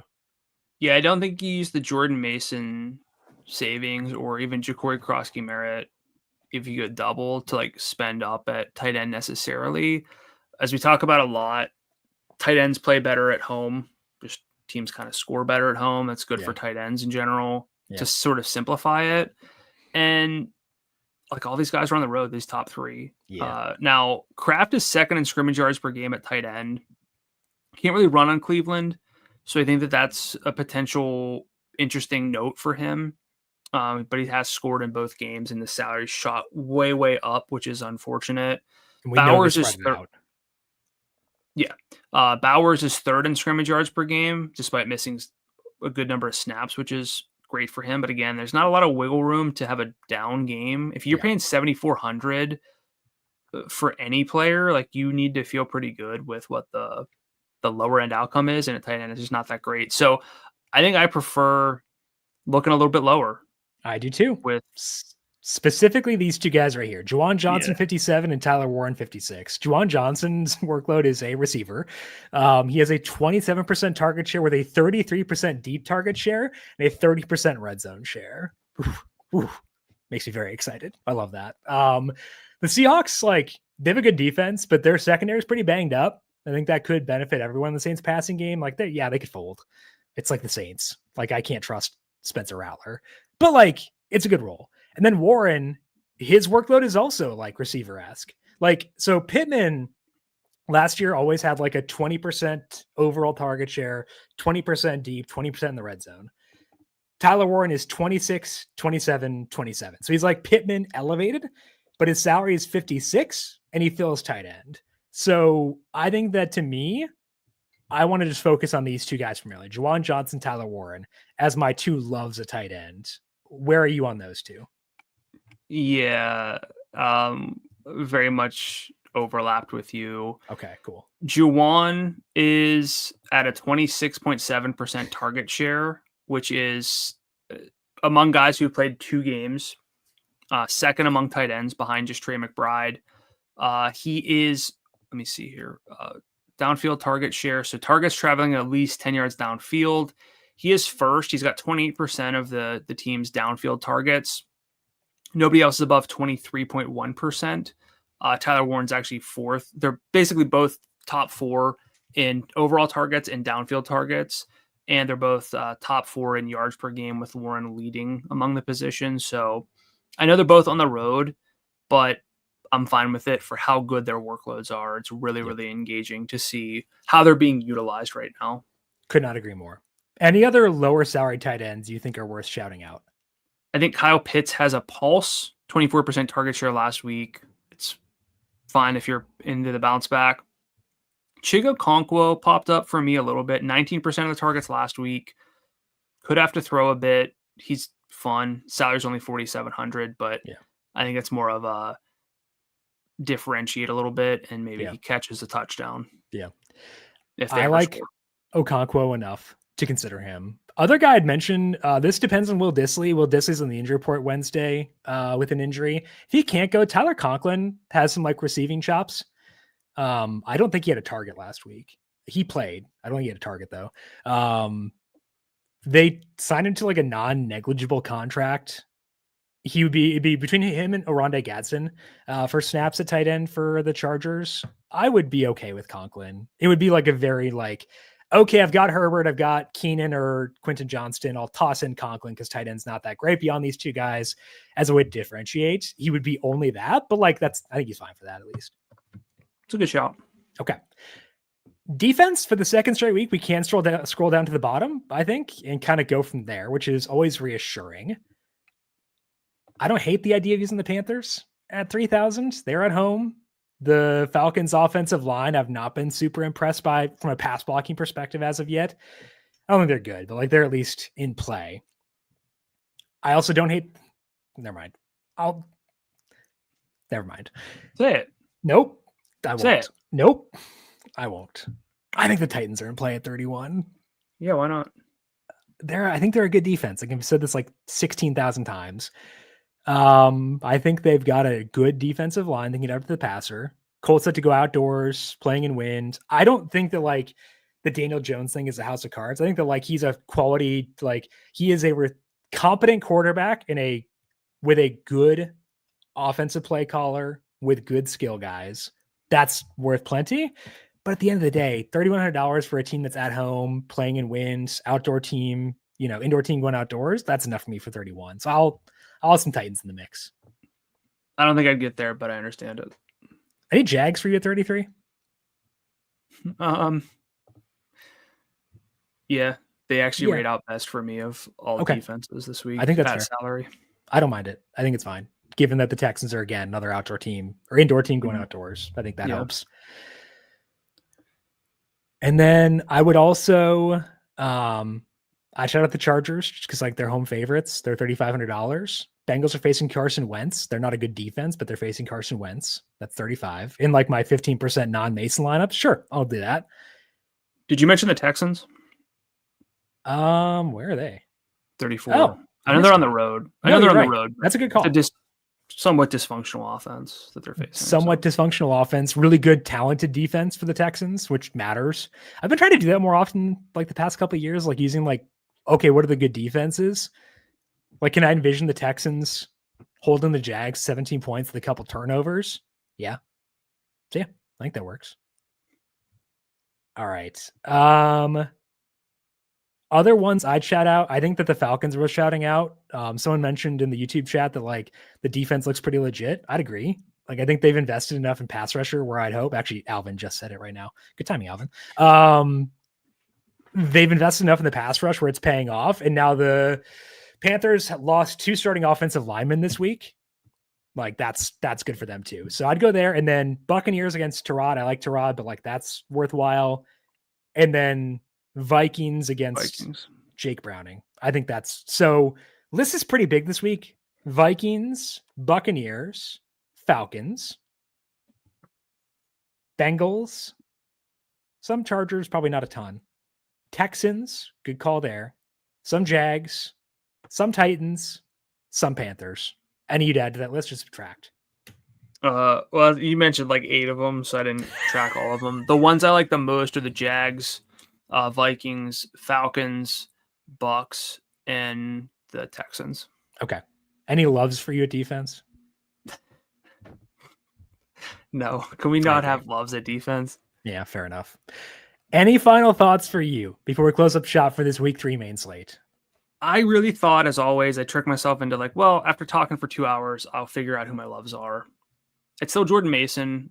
Yeah. I think realistically, what I figured out was I love the idea of Mason plus 2 of the big, I mean, I'll say big 4, but really big 3 running backs. So, and then I might be by default a little bit higher on Cowboys and Bears than I wanted to be. Yeah. Or initially thought I was. So yeah, it is what it is. But there are plenty of ways still to differentiate. It's a large enough slate where you don't have to quote unquote like fade the chalk due to massive set. Like Jordan Mason's going to be very popular. I get that. But Jacory Krosky-Merritt could be really popular too. We'll see how that shakes out by Sunday. There's a non-zero chance that happens. So I'd agree with that too.